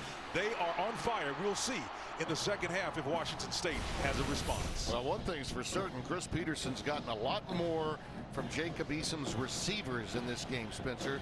Bynum has suddenly become a factor, as he had been really for the last couple of games, to go along with the tight end, Hunter Bryant, the favorite target in this offense. And you know, we haven't heard from Bocelli yet, but Aaron Fuller's been targeted some as well. Those guys are helping Jacob Eason out, and he's beginning to look like the star player that they all thought he was when he was coming out of Stevens, Washington. And a touchback to open the second half. Washington will have it. Let's go down to Coley. Tim, you're actually making my point for me right now. I was talking to Chris Peterson at halftime, and he mentioned the explosive plays. That was something that Bush Hatman talked to us about earlier in the week, that they needed to have that. And when it came to Eason, he said he's got to give his guys a chance, and when he gives them a chance, they're able to make those big plays. So that's what caused that. As for Washington State, the biggest issue for Mike Leach was the fact that he felt like his team's just not getting consistency. And when I asked him why he thought that was the case, it's because they're trying too hard to make plays happen and not just make the routine plays. Yeah, let the game come to you. And you could tell that Gordon was adversely affected by the pressure up the middle from the Washington defensive front. There's a safety blitz, and the answer is a pass that's complete to Cade Otton. Willie Taylor's just bringing big-time pressure, man, forcing the issue. That's what they need. They need to be frequent, but they got to get home, too, right? 27, you see come down here, a little delay blitz. He comes back like he's going to back out of there, but he comes strong. But they do get the ball off, but that constant pressure is what you got to get. 27 kind of fools the left tackle there, but he gets in a little bit too late. The pressure's coming. That's Willie Taylor III, as you mentioned. Otton, now the tight end, gives motion and is in the slot. And they'll go with Newton. Spun down after a yard gain. Skylar Thomas, 25, coming up to make the tackle. Well, Rock Bellantoni told us, he says, look, we got to do a better job of wrapping up. We've got to get as many bodies as we can into the tackle box.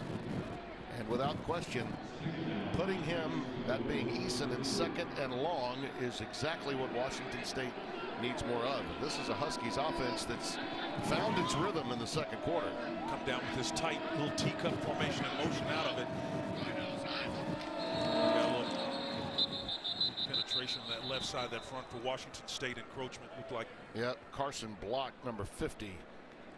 Got a little bit of a head start, it appeared. That will make the task perhaps a little easier for Washington. I'm surprised it's going to take them a while to sort that out. That was pretty clear, as you pointed out, partner. Yeah, there was no false start that I saw. Offside. Defense in the neutral zone, causing the offense to react. 5-yard penalty. Remains second down. There it is. Carson Block, right number 50.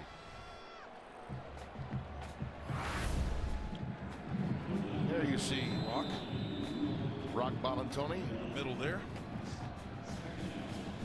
Yeah, this is a guy that spent a lot of time coaching at places like UMass. At Drake, he was with Dave Doran at one time. Now, of course, at NC State and Eastern Illinois. Moved over to Villanova to coach. More pressure off the edge. Eason steps up, and it's incomplete. And a marker comes down in the secondary. Ball was tipped away by Armani Marsh, 35. He had Heat coming in the form of George Hicks, number 18, the cornerback. He got the ball off. Good footwork in the pocket. Holding. Step up. Defense, number 4. 10-yard penalty from the previous spot. Automatic first down. Marcus Strong on that, huh? Sure did. Marcus coming back there playing a man under concept. So you've got man on the left side of the field locked up is Strong, and then as he pivots out of the route, he's there locked up. You can see him on the inside route, gives number 4 a mirror move, the arm over, and he tries to recover. And I don't know. That's questionable right there, man. That's a bad call, in my opinion. Yeah. I didn't like it either. From the 45, first down. Play fake, Eason with time. Wide open is Hunter Bryant.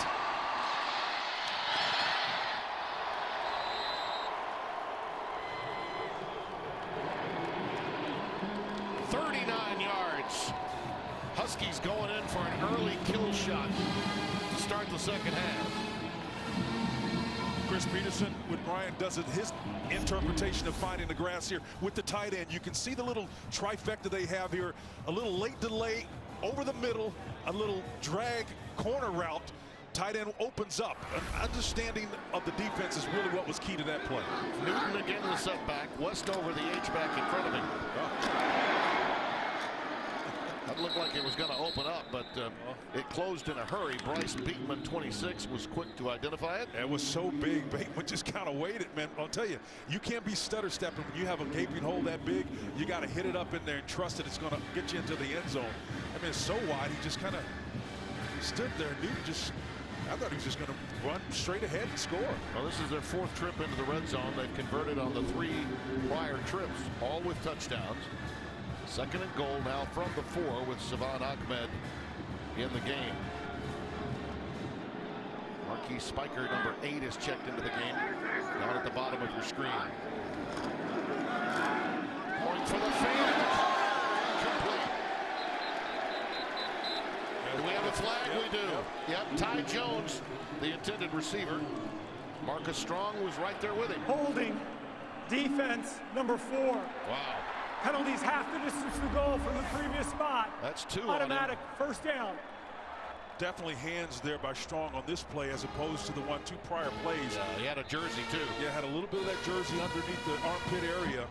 It's kind of easy to see that white glove against that purple jersey. Jones didn't have a clear opportunity. Correction. To it. The penalty was for pass interference. Defense number 4. The foul occurred in the end zone. The ball will be placed at the 2-yard line. Automatic first down. Leach is going to argue that it was uncatchable. The ball was over his head. Well, you go back to that one uncatchable in that drive where they were pushed to a 4th down, Spencer. That turned out to be a big call at that point in time in the game. Newton, touchdown. His second today.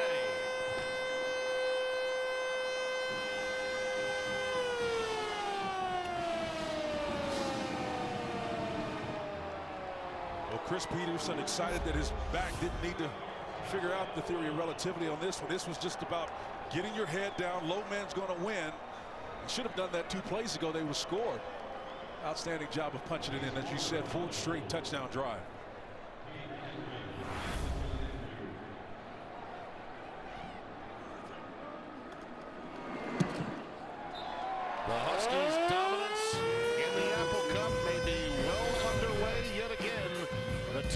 2019 version on the ground and in the air.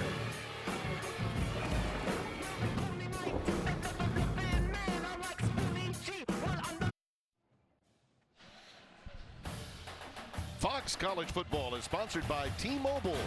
Get ready for 5G in more places. By Progressive, handing off big savings to you. And by Dave & Buster's. Eat, drink, play together all through the holiday season. 97 was the year of 41-35 Washington State victory. So, going back to Brock Huard days now. Our friend and colleague, he and Joe Davis were there. Trailed to 10-7 with 11:38 left in the second. 21 unanswered points now for Washington since. Started in the second quarter. Actually, Washington had 119 total yards in that second quarter to Washington State's 21. It's continued on to this third quarter now. Still looking for a response from Washington State. It'll be a touchback. Well, we've had a lot of crazy games involving Washington State this year. That's an understatement. In September, UCLA rallied for their biggest comeback in program history. A few weeks later, the Cougs couldn't hold off the Sun Devils' late surge. A month ago, Oregon squeaked by Washington State with a last-second field goal.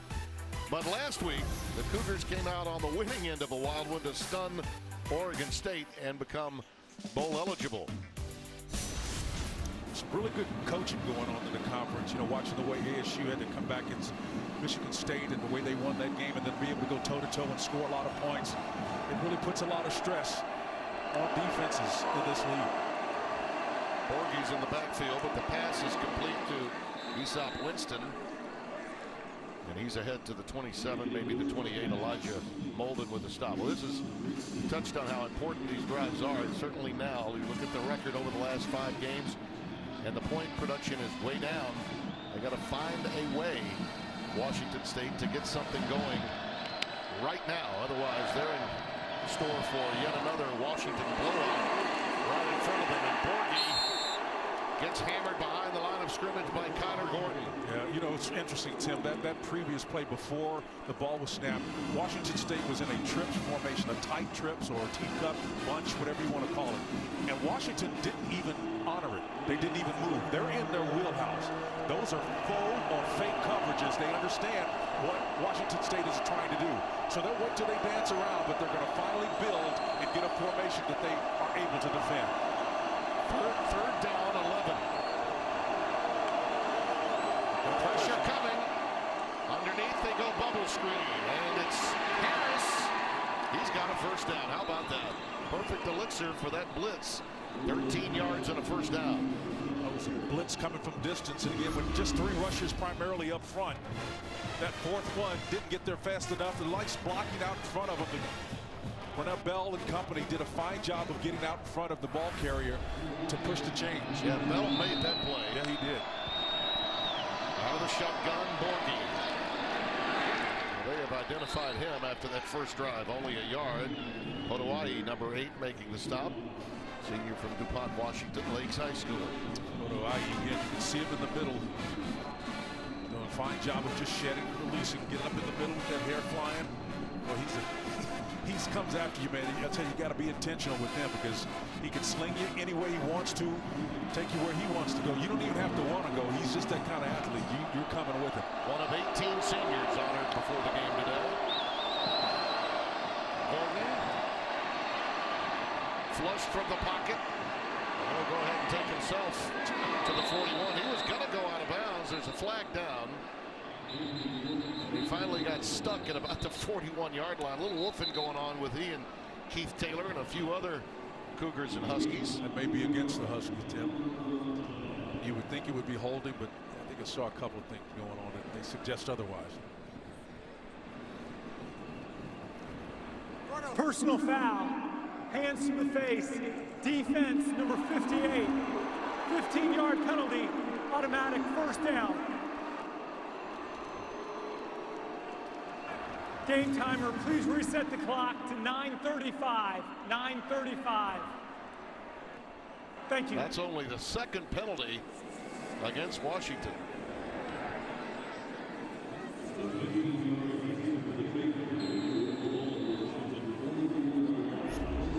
Here it is. Going on right there with Liam Ryan, 63. Wide open is Bell, ring it up. He's down to the 20, first down. Big gain, and Cameron Williams, number 16, the corner that comes in there, has got to be careful at the end of this one that he's not leading with his helmet. Great ball catch. Again, he tries to go in with his side, and he gets the shoulder in there to be sure. Gordon standing tall in the pocket, delivers a strike, high points it. That's what you need to do. Go up and pluck that ball out of the air. 5 catches for 58 yards for Bell. Just a 3-man rush, plenty of time. On the curl underneath to Bell again. He's about maybe 2 yards shy, or a yard and a half. He picks up 9, we'll call it. Second and a long 1 coming up. Battle of minds going on right here, man. Leach, Lake. Now this is almost personal between these two. Mike won't say it. He's just going to keep doing what he always does. But Jimmy Lake's had a lot of bravado. He backed off of that when he spoke to us, was very respectful of Mike and his career. But listen, this is a rivalry. I mean, it's personal in rivalry games like the Apple Cup. That's McIntosh. He's got the first down at the 9. Pickup of 2. Onwuzurike with the tackle, number 95. With this comfortable lead, what Lake can afford to do is just sit back and play zone. Even though they get on the doorstep here, there's no rush for them to do anything extra. He's just basically playing the game that he wants to play. He's going to force the issue. He's got great movement and protection up front. Onwuzurike, you mentioned him. Everybody else has been stepping up as well, providing an occasional 4-man rush and pressure without blitzing. From the 9, first and goal. Gordon running out of time. Tryon got him again.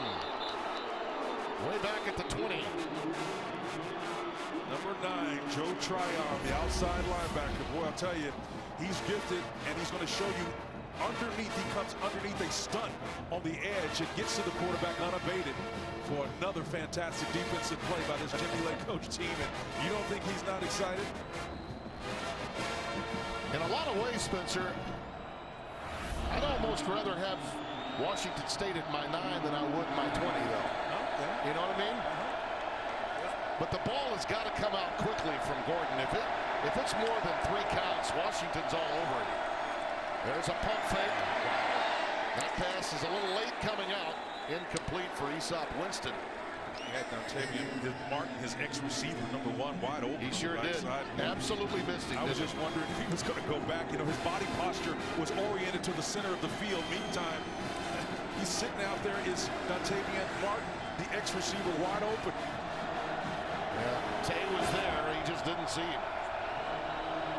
3rd and goal from the 21.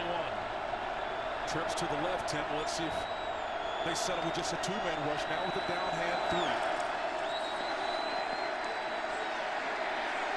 Into traffic, back in the end zone, incomplete. Harris, the intended receiver. And the key to that play was once again pressure with only 3, dropping 7 that time. Joe Tryon, the outside linebacker, one more time, number 9 in the mix. You can see the coverage is number key 50 here. for Washington State is in as number 16. This will be a 38-yard try coming up for Mazza. Now, we mentioned he's 19 of 20, but 2 of those are from beyond 50. This guy has been outstanding. As I mentioned, first ever Rosa finalist in the history of Washington State football. From the right hash. Got it. That makes it a 2-score game, and that was a must, really, for Mike Leach's club.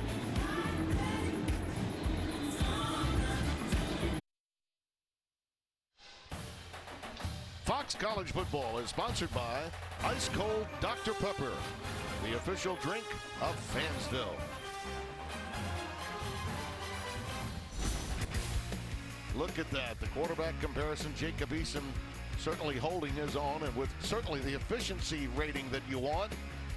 214 yards on only 16 throws, and That quarterback rating will move up steadily with that kind of performance against the record-breaking 5,000-plus yard quarterback that is Anthony Gordon. But that 3 points, Spencer, was vital. It was important. The overall gross numbers in terms of passing yardage is comparable, actually negligible. But I think ultimately it's the momentum that we're talking about, Timmy, here the difference. That scoring drive, 12 plays, 55 yards, took up 5 minutes and 14 seconds, but only a field goal. You need to get touchdowns. One thing about it, they do score quickly in this part of the world. Tonight's game not going to go to the Dogs. Or maybe it will. That's roughing them up.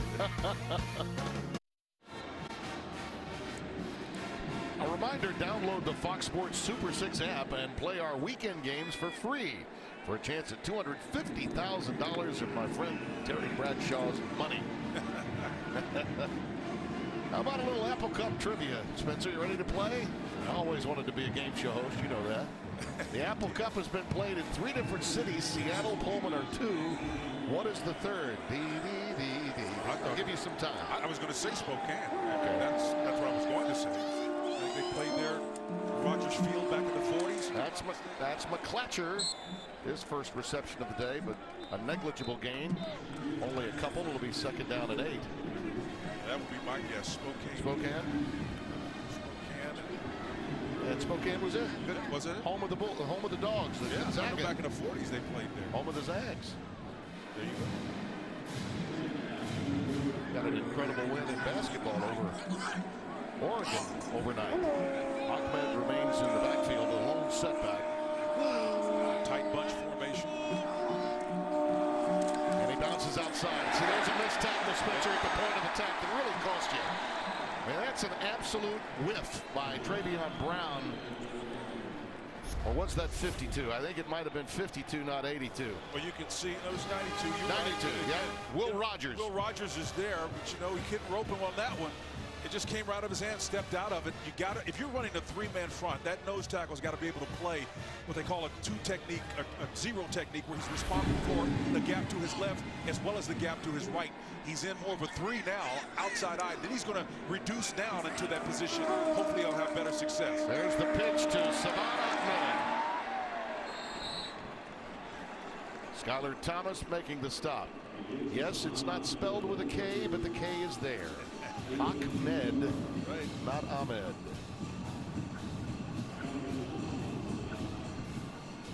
(15-8). Washington's previous long rushes were 5, so now they're getting some yardage on the ground in chunks, as opposed to having to go to the air. Chris Peterson is content now to play the game that way because he can.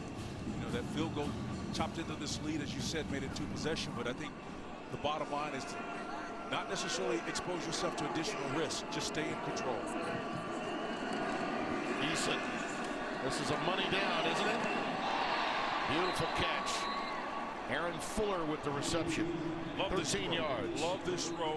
Fuller's on the receiving end, and the route is excellent, but the ball is low and away, and it's down. With a nice cushion, you eventually know it's going to be some type of zone, but it's man on the back end, and that coverage is so soft. He says, okay, I'm not going to try to go past you. I'll stop at about 10, 12 deep, and then just turn and present my numbers, and that ball between 3 defenders is placed low and to the outside where only he can catch it. Excellent placement with that ball. Play action. And bootleg action. And it's dropped by Hunter Bryant. That's a rarity for that young man. He generally is.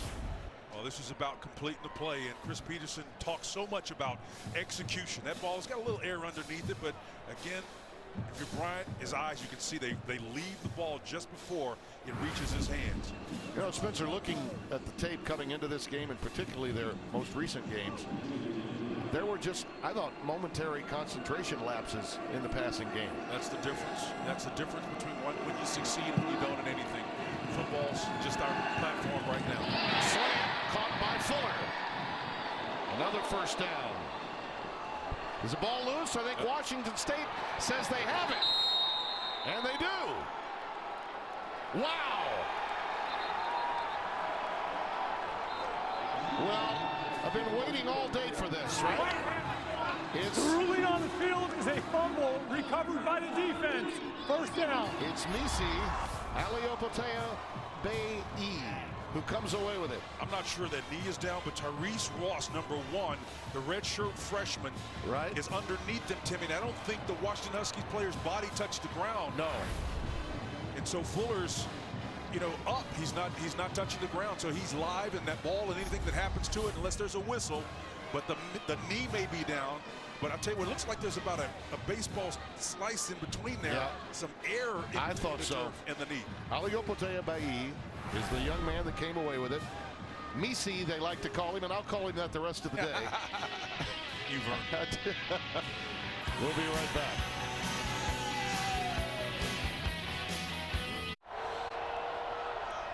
The call was upheld. It was Jahad Woods that got it out of there, and you see that space. Excellent work by our guys in the truck.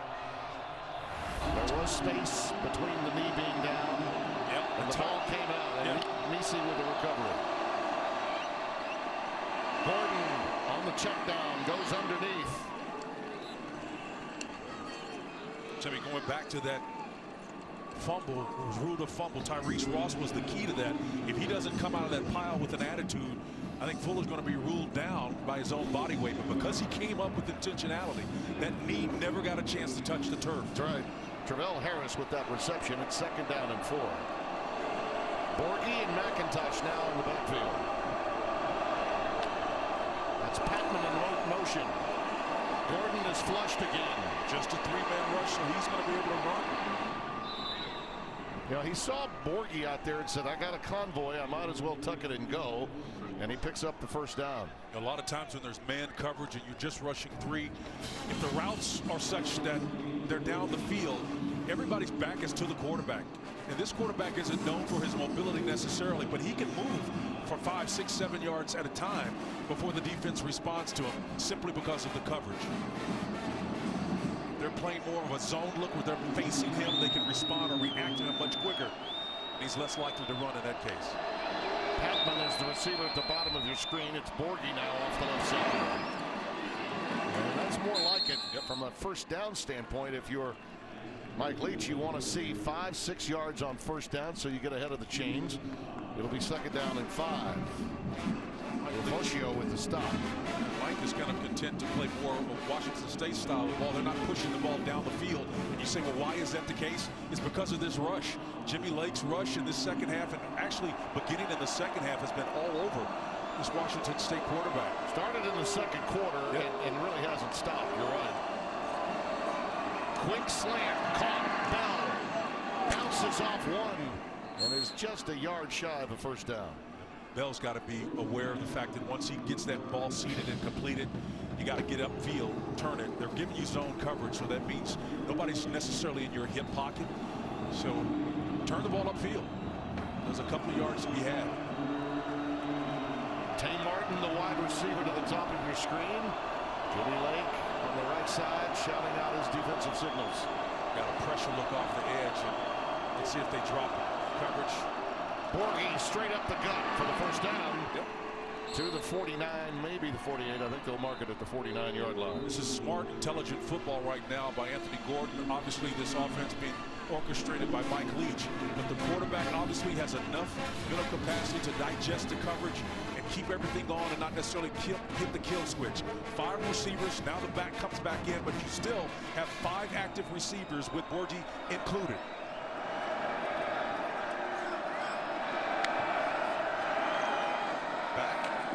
Borghi is free. That's right where Borghi likes to get it, but look at them converge. How about Elijah Molden? And he had some help too. All arriving in a bad humor. Trent McDuffie as well, number 22. You hear us talk about populating the line of scrimmage or wherever the ball is. Watch how quickly the gang tackling happens here. The number of purple jerseys, when that ball is out there all turning and converging, you've got the 1, 2, 3, 4, 5, 6, 7 guys within 2 feet of the ball. That's pretty darn aggressive. Now that looked like it was going to go for 4 or 5. They netted 1 yard. 2nd and 9. Delay to Borghi. See, this is what you have to love about this kid. And a late push from the O-line inside the 35. Keith Taylor will be credited with a stop. But he'll get you tough yards even though he's small in stature. We thought pressure was going to come here late, and it actually did come, but they were able to avert it, and Borgi just ran right through the would-be tackler. That's what he brings here. When you've got those guards uncovered like that, you need a guy that can run through those arm tackles despite giving up maybe 30 pounds to those defenders.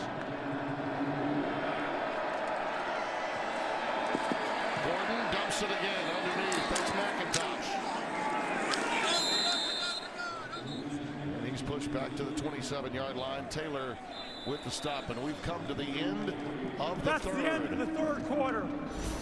That turnover that Misi picked up from Jahad Woods could be a tilting point in the Apple Cup of 2019. Stay tuned. We shall see.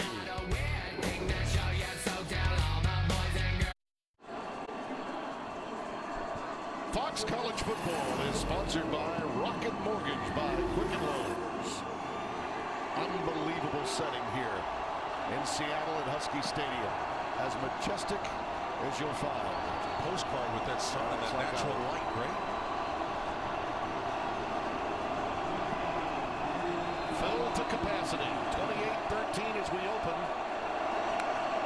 Borgi in the backfield. It's second down.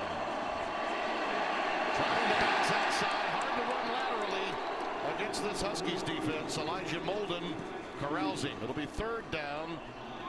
No gain, so 3rd and 4. Purple rain, baby. Elijah Molden, the free safety, number 3. Yeah. Got down on his legs, too. Nice job of wrapping up. He limped off right there. Came right down on his knee. Sure did. So Deion McIntosh checks in for him. Third down, we'll call it 3.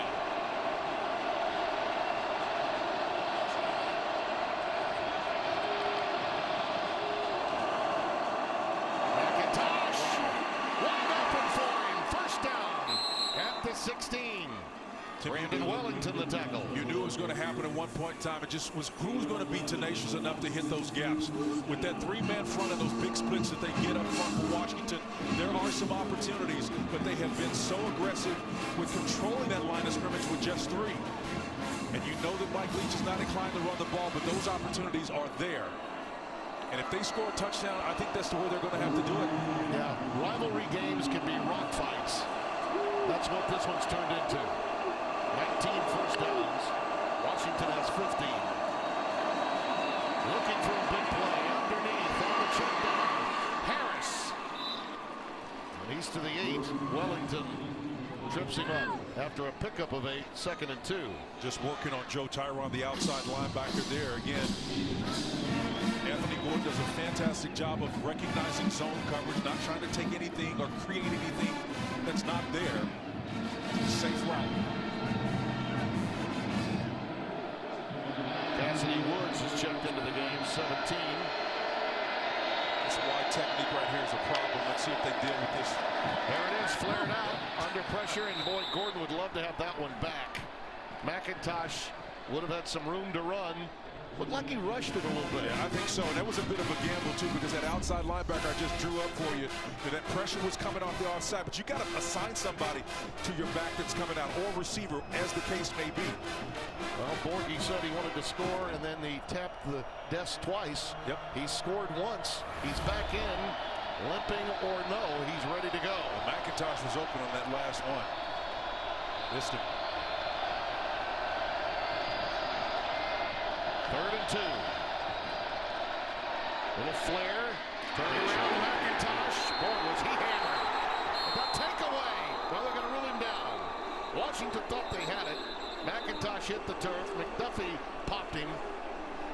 And we got to wait and see what happens as they play to the echo of the whistle in the Apple Cup. We know what happened on that play. Elijah Molden and company came in a hurry and with a bad attitude. Watch number 3 coming here. 22 there is involved in the mix as well. Ball's out there. McDuffie. Ball is out, but you don't see where the ball is or that it was recovered. It's going to be 4th down. Not reviewable. He was ruled down. That means the whistle blew. Nothing you can do about it, but clearly that was a fumble. Washington should have had the football. No question about that. Yeah. You blow the whistle and you've ruled him down, though. The ruling on the field is that the runner was down. The play is now under replay now review. They're going to say that. See, if the whistle blows, there's nothing you can do. But now they're going to take a look at it, and it should be Washington's football. Well, Trent McDuffie, number 22, is the guy that came flying in there. And I'm with Chris Peterson here. Why in the world would that be? Why would that have been ruled the way it was ruled in real time? I believe he said Z. Criminy. And I don't know if it was the back judge that made the call, but the side judge wasn't the guy that was aggressive in making the call. In the back of the ball carrier was to the back judge. Normally when the whistle blows, there's nothing you can do about it. But Dean Blandino will clear it up for us. Dean? Yeah, so two things. You're looking for catch, and then is the runner down? Good look here. You can see clearly a catch, and there is a fumble. The only time the whistle is going to prevent a replay review is when the officials on the field rule forward progress as it relates to a loose ball. So here, this is a fumble. Clear recovery by Washington. They can't get the advance, but they'll get the football at the spot of the recovery. Well, it was Miles Bryant that came away with the recovery, as you can see there. The initial ruling made me believe that it was a whistle down. After review, the ball was fumbled, recovered by Washington. It'll be Washington's ball, first down at the 10-yard line. Game timer, please reset the clock to 12:57. 12:57. Thank you. Well, that takeaway that was so huge for Washington State mitigated nicely by Washington. A return to sender as Bryant comes away, and that was as you said, Spencer, he arrived in a bad humor to pop that one out of there. Miles Bryant with the recovery. Well, there's no question that Jimmy Lake's defense is playing at a higher level, and it has been progressive over the course of the game. Started out in a conservative zone just to see what they were looking at, and they didn't disappoint on Washington State. They delivered the same thing that they always do. But as the game moved on, more aggressive, and now you're starting to see the turnovers. Huskies from their 10. Play fake. Eason looks for a big one. Goes underneath to Hunter Bryant. He's pushed back at the 16-yard line. And Justice Rogers and company at that Mike linebacker position, trying to be Johnny on the spot, too, on their version of their defensive stop. Pretty good job. Now they need to stop here quickly because the game will get away from them if Washington has a sustained drive and scores here.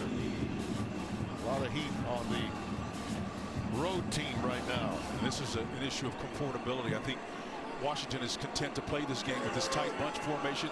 Wouldn't be surprised if they run it out of this. 2nd and 5, tripped up right away. Ahmed. Good penetration by Willie Taylor III, 27, who's been very active today in run support. Yep, this is conservative ball. Play it out, punt, play field position. No need to put anything at risk here. Yeah, well, if this is a rock fight, Washington is the better team in a rock question. fight. This, like I said, this is their comfort level is in play right now. 2 out of 5 on 3rd down conversions. The Huskies. This is 3rd and 6. Got a nice inside route, but that inside receiver to the flat. Got him right now if they choose to. Bynum motions to the top. Underneath, incomplete. Boy, that route was jumped. Bryant, the intended receiver, but it was jumped by Armani Marsh, 35. That's a good piece of defense. Well scouted there. Well, the pressure is there, but I'm with you, partner. I think the bottom line is the way he played that route. He jumped inside of it, and that ability to diagnose as a result of film study what's going on, an arrow route backside. That's just great defensive play right there. Doesn't get any better than that. Anticipation as a result of film work. That was really the first strong stop of the day by this Cougars defense. Harris awaits the punt. Whitford gets it away. And Harris the fair catch at the 44. 41-yard boot. Still time for the air raid. They hope to get it back on this Thanksgiving holiday weekend.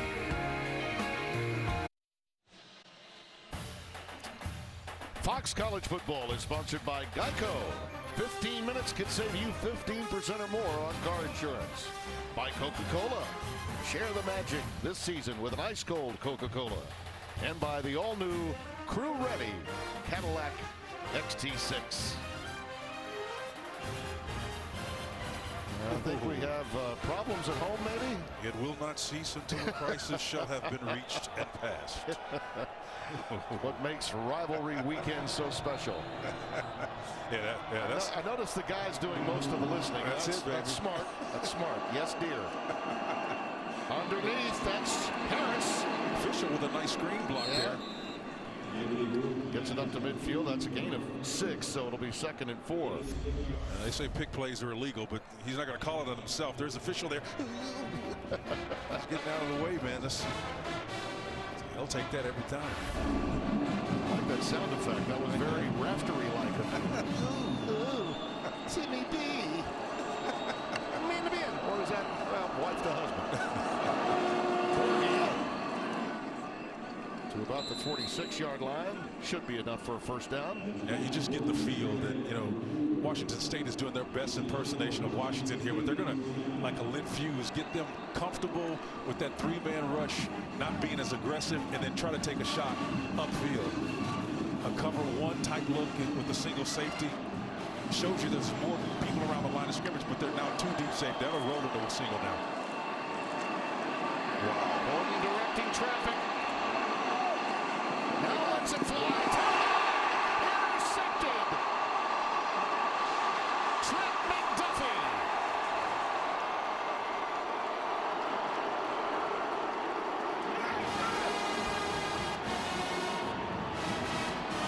Moving down the field is an interception. First down, Washington.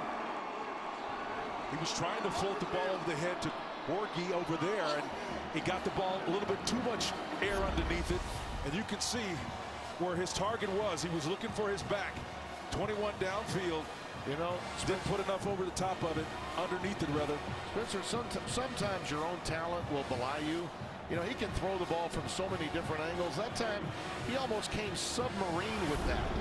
The pass was thrown on almost a submarine style, and immediately the ball just flailed into the air much higher than he wanted it. That's why it's so important to play within the construct of this system, because the air raid is predicated on knowing that you cannot cover 100% of the field on any play. Third turnover committed by Washington State. And that ultimately will be the difference in any game. Jahad Woods with the tackle there after a 5-yard pickup.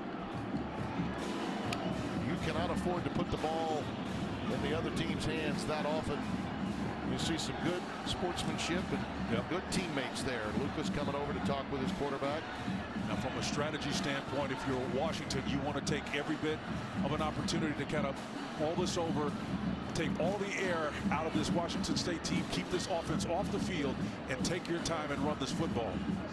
And Trent McDuffie breathing hard over there after that interception and return, a 29-yard return after the pick.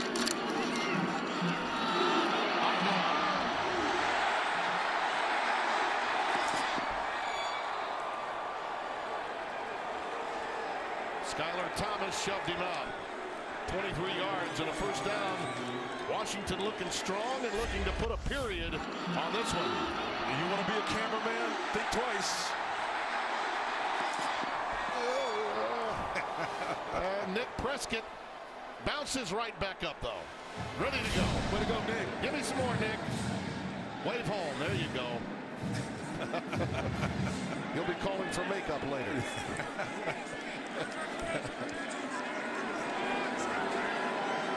First and 10 from the 14.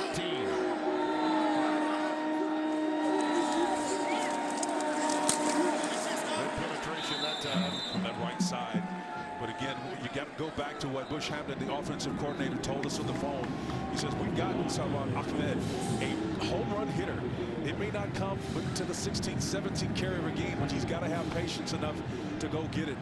And he's delivering big time. He said we need to rely on the running game. We need to grind better on the offensive front. I think he's seen a lot of that today from his offensive line. And Navalu being one of those, pressed into starting duties for the injured Jason Kirkland. Well, Chris Peterson was clear with us. He said we were so disappointed. We didn't run the ball very well last week. Well, they've turned the table this week for sure. They sure have. Pitch to the right side. It is there. Thomas again runs him out. 25.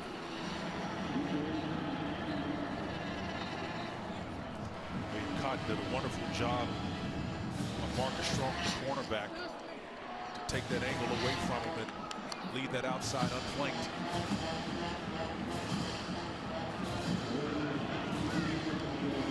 We mentioned earlier both of these teams bowl eligible, but you do get a better one at 7-5 than you would at 6-6. No question. That matters come recruiting time. Yeah, and it also matters to win 7 in a row of these. He's got a first and goal. At least I thought at first glance he did. He may be a little shy. Now coming 3 straight running downs. It's 4th down. I thought he was. I thought he was going to get it. I did too. But a late surge from Washington State defensively. Wow. I question that mark too, by a lot. Chris Peterson at this stage is probably thinking, well, one more play means more time off the clock. Got a long line to work with there. It may be a half a foot. It looks like it. All they need is a field goal to make it a 3-score game. It is 4th and 1. But I bet you they want a first down more than a field goal. Maybe. Right now. Yeah, good timeout. They're going to discuss it. 6:45 left. Washington looking to keep their streak alive in the Apple Cup.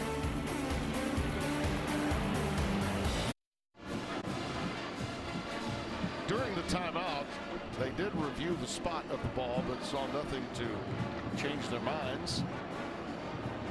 I would sharply disagree, but that's the story. So it's 4th down, and they've determined now that they will kick the field goal to make it a 3-score game. Well, it was a long line that they were measuring against, so that gives them some solace, I guess. Yeah. Peyton Henry had to make it 31-13.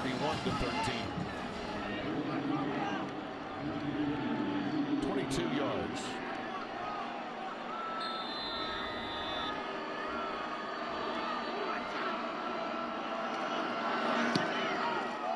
Got it. And here on the home front, all seems to be copacetic. Can we all just get along?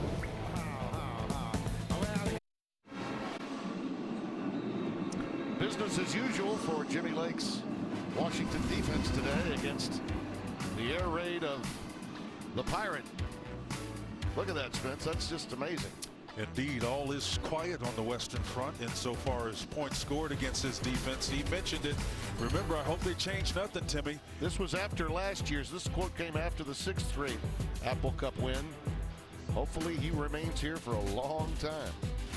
I think that the detractors, obviously, of Leach, and there are many, we all have them, would be that Mike is going to do what Mike always does. And that's just, the guy transformed the game in so many ways with Hal Mumme, but if you get pressure up the middle, that's been the key, Spencer, is if they get pressure up the middle on the quarterback, that disrupts everything. Well, it does, and I think the success with this offense, if you're on defense, is to first of all define what constitutes success against the air raid. You're not going to stop them, but that 13 points that you talked about is reflective of the last 6 games. Yeah. Not one of them they've been able to score over 17.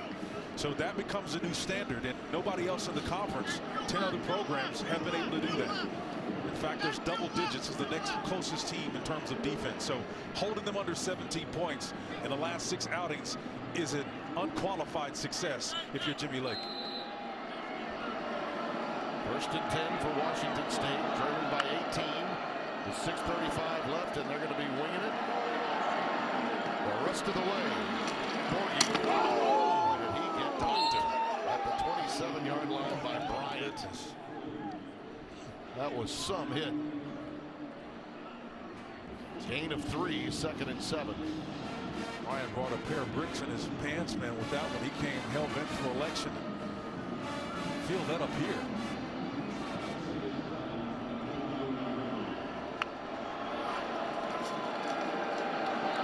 Gordon, again, when he has this much time, it's usually not good. There's going to be a penalty playing man coverage back here. That man under concept He just couldn't sort it out, could Gordon. Penalty flag is down way upfield.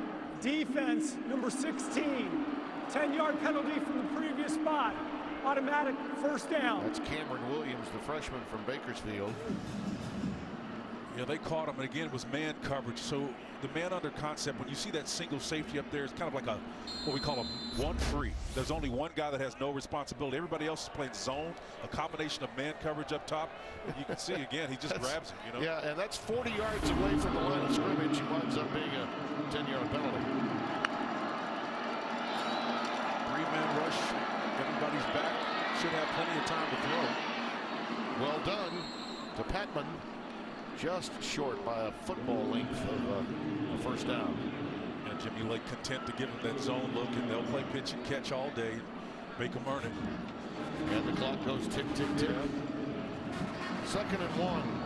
McIntosh now joins Borghi in the backfield.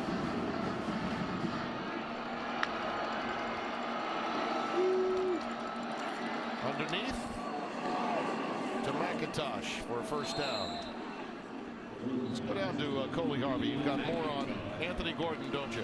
Yeah, you know, Tim, I want to say it's about 2 drives ago, we noticed right after Gordon came off the field, he went in the tent. And I'm not sure exactly what might have happened, but it looks like he's got a fresh wrap around his left ankle. And if you look at him, he's hobbling around a little bit, at least for the last drive or so. Pump fake. Batted down. He's going to McIntosh. And it was batted down by Latu, 56. Latu got that mid up there. Again, they had games. See if he's staying in the pocket. You really can't see the point that Coley was making. Yeah, right there, that flinch. Hitching is getting along there after release. Yeah, the flinch. And again, there's nobody pressuring him, so you can definitely see he's favoring that ankle. And it is freshly wrapped. Yeah, he's got that big gauze underneath that tape job. 2nd and 10 from the 48. Ryan comes on a blitz. Borghi goes right where he was. Has the first down at the 34-yard line of Washington. A 14-yard pickup. Cameron Williams the stop. I mean, late pressure came over, gave Borghi a chance to make a guy miss in open space. And, you know, these guys have been so aggressive. It's hard to criticize anything they did, but you put the back cape on like that, you don't have great run fits, you're going to get gashed. 10 carries for 50 yards for Borghi. Underneath again to Patman. Moves down to the 25. He'll need the 24 as the line to make for a first down. Basic staple, the mesh with those 2 receivers underneath cross. Typically going to sit down pretty quick. Easy throw for Anthony Gordon.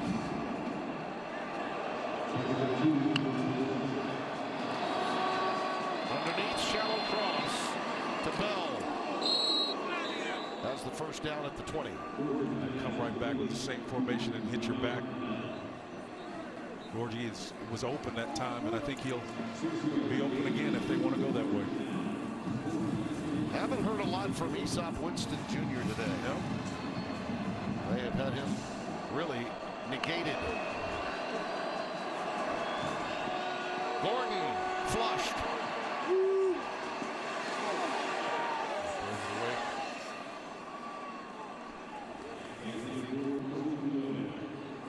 Well, Spencer, at that time he was legal flushed pass, from the pocket. Pass crossed the line of scrimmage. 2nd down. It looked like he was outside the box too. You can tell he's got a little hitch in his get along. Yeah. You can tell. But I'm not seeing the receivers come back to the ball as often as I'm sure they as coaches would like to see. Well, I think part of that was when they started effectively getting to the quarterback there. Last time I counted, there were like 5 quarterback sacks, Tim. Yeah. And when you get that kind of collective pressure, protection becomes paramount, and you don't want to spend that time getting receivers downfield. On 2nd and 10, underneath Patman again. I mean, everything's a check down, everything's underneath 5 yards, and that's something Washington will give up. Wellington with a stop, and they've really struggled in the red zone today. Yep, you make trips down there. Washington State, their first of the half. This will be a full timeout. 8 more first downs than Washington, but 18 points behind Washington.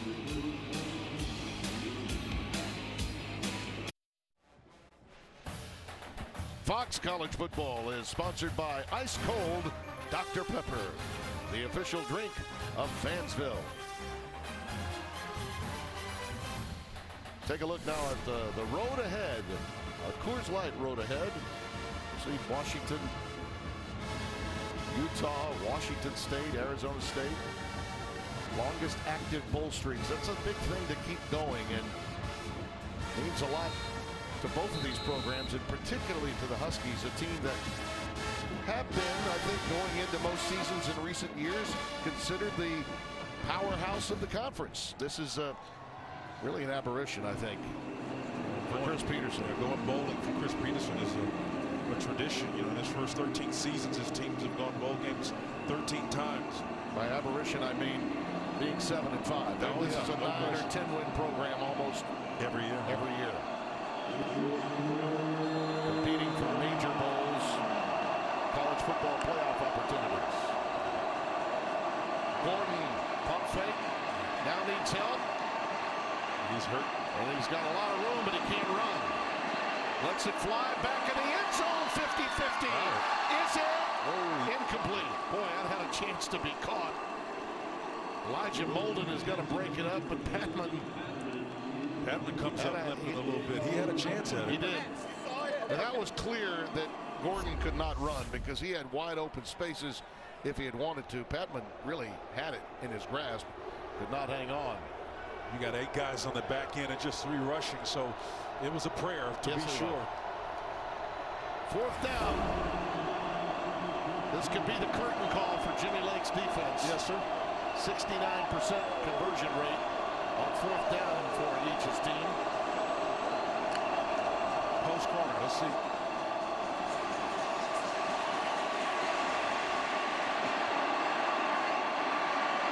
In trouble. And it's over on downs.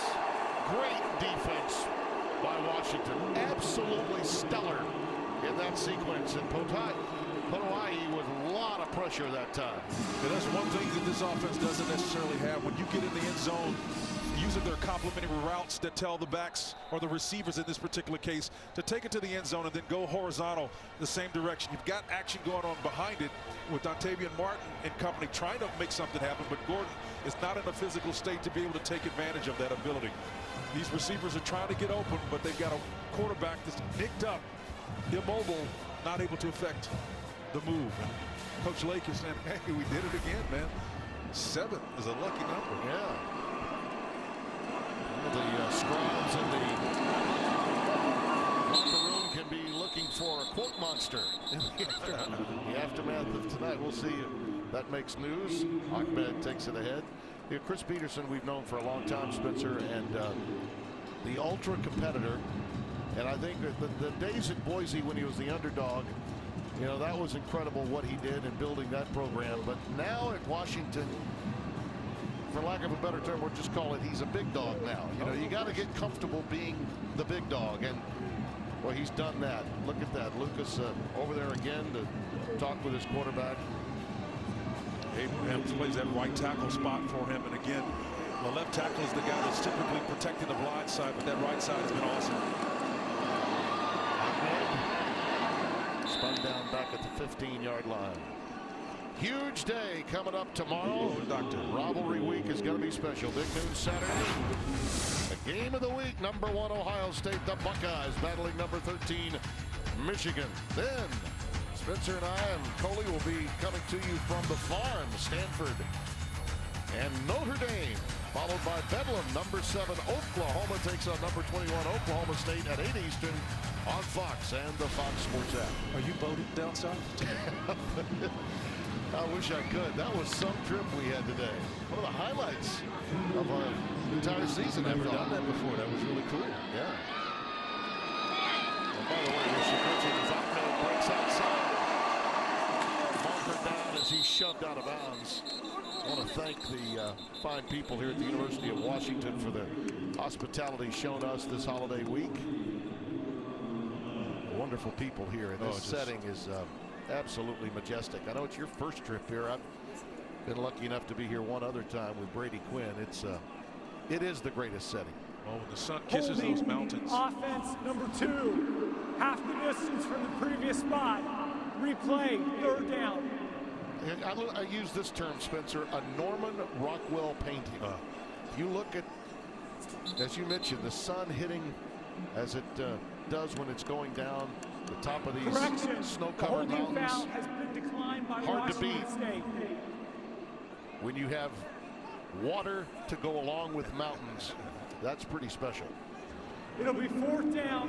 Washington State has also elected that the game clock will start. That's where we were sailgating. Since the game clock is inside of 2 minutes. You know, boats have names, and the one I saw was most telling was not the Beaver there, but well, we were Mutual Funds. We were on Destiny. Yeah. Those guys did a marvelous job for us. Our many thanks, and we recommend. Here it is.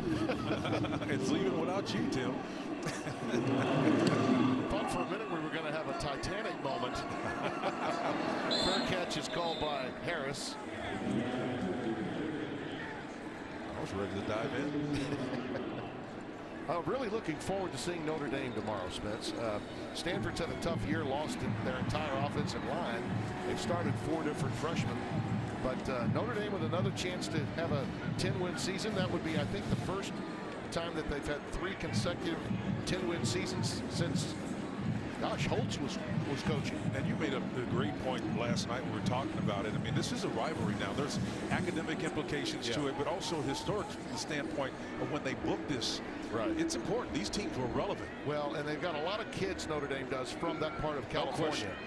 And they love to showcase them in that home-and-home series. And David Shaw, they don't make him much better than that guy. He's the best. Look forward to that game tomorrow, right after Michigan and #1 Ohio State. A pass underneath to Easop Winston Jr. He stopped at the 41-yard line.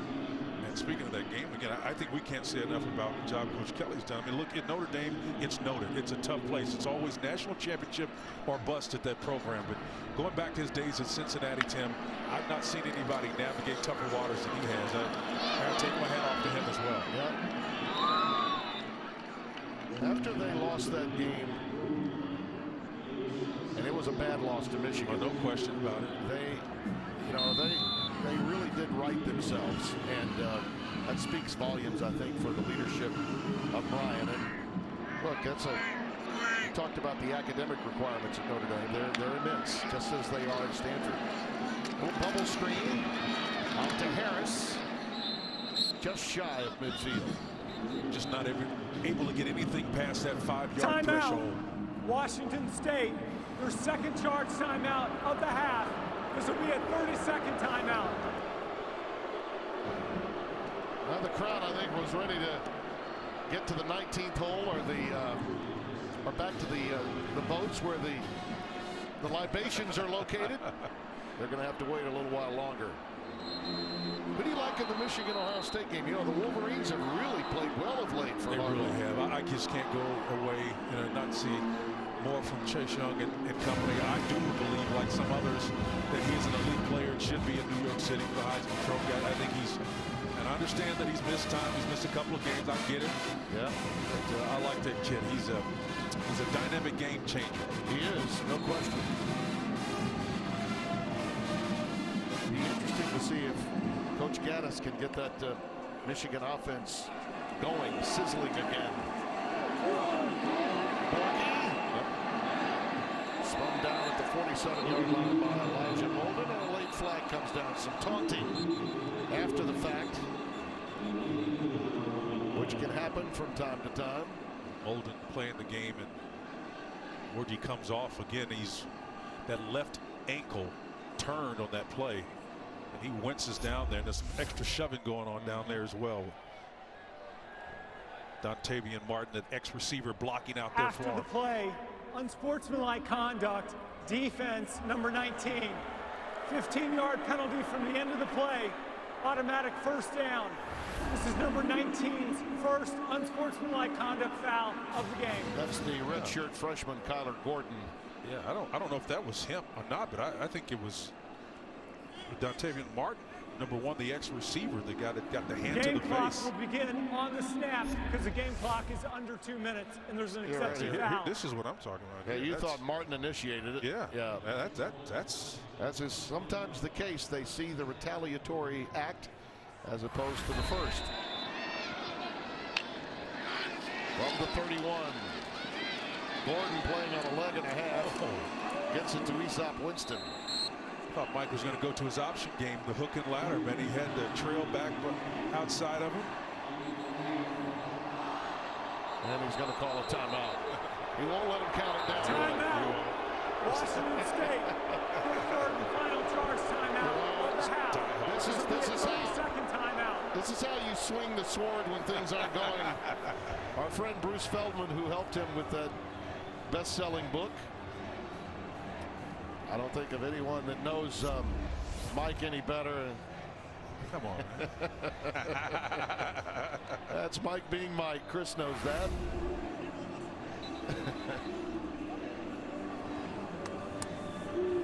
Tell you another great aspect of this final weekend of the regular season in terms of the Pac-12, Spencer, will be the plight of Utah. We've seen them 2 of the last 4 games that they've played, and they've got a real opportunity in front of them.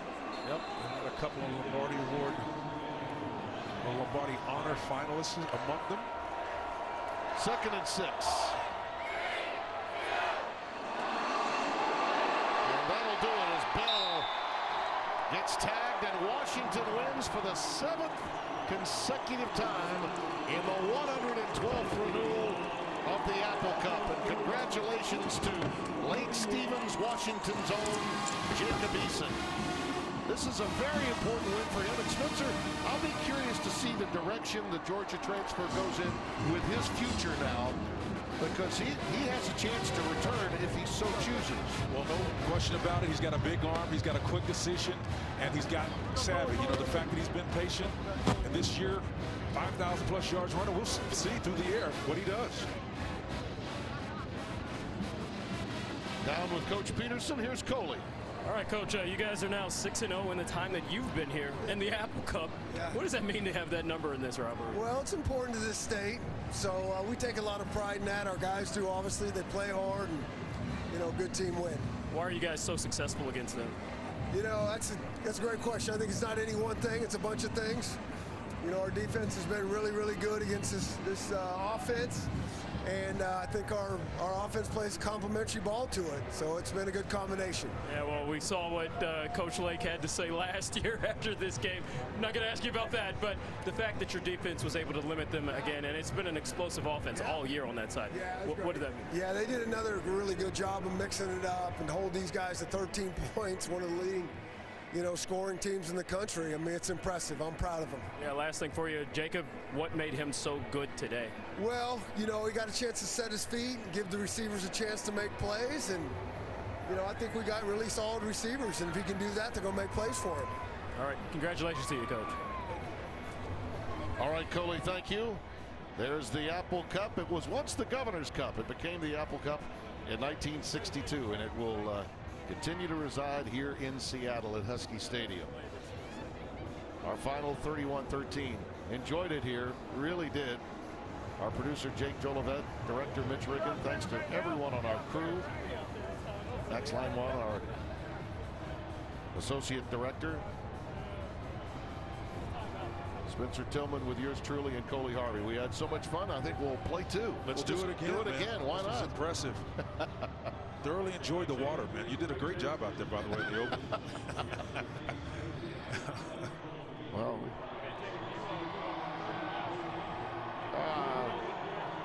fans get it, players have it, pass it around.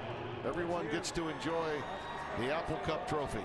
And this is what separates the college game versus all other levels, Spencer. It's your way of life versus their way of life. Well, it ain't bragging if you do it. You know, if you're able to perform at that level. I always used to enjoy telling people I never lost to Texas, never lost to Oklahoma State. You know, boy, that's fun. To be able to claim that has implications when it comes to recruiting time. Yes, it does. And I never lost a debate.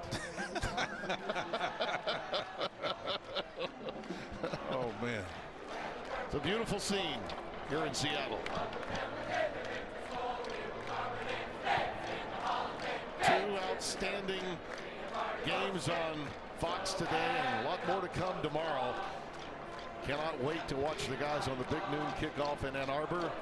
Rob Stone and company will get it going. And Gus and Joel will have the matchup, and Jenny Taft in the game of the day, the Ohio State Buckeyes and the Michigan Wolverines. There's the presentation. Take it all in, fellas.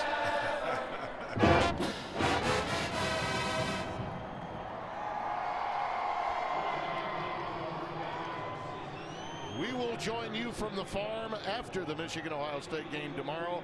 And don't forget Bedlam, Cowboys and Sooners. All of that coming your way tomorrow. Our final 31-13 coming up after the break. We will send you to Mike Hill in Los Angeles, along with Petros Papadakis for more football coverage. For now, so long from Seattle.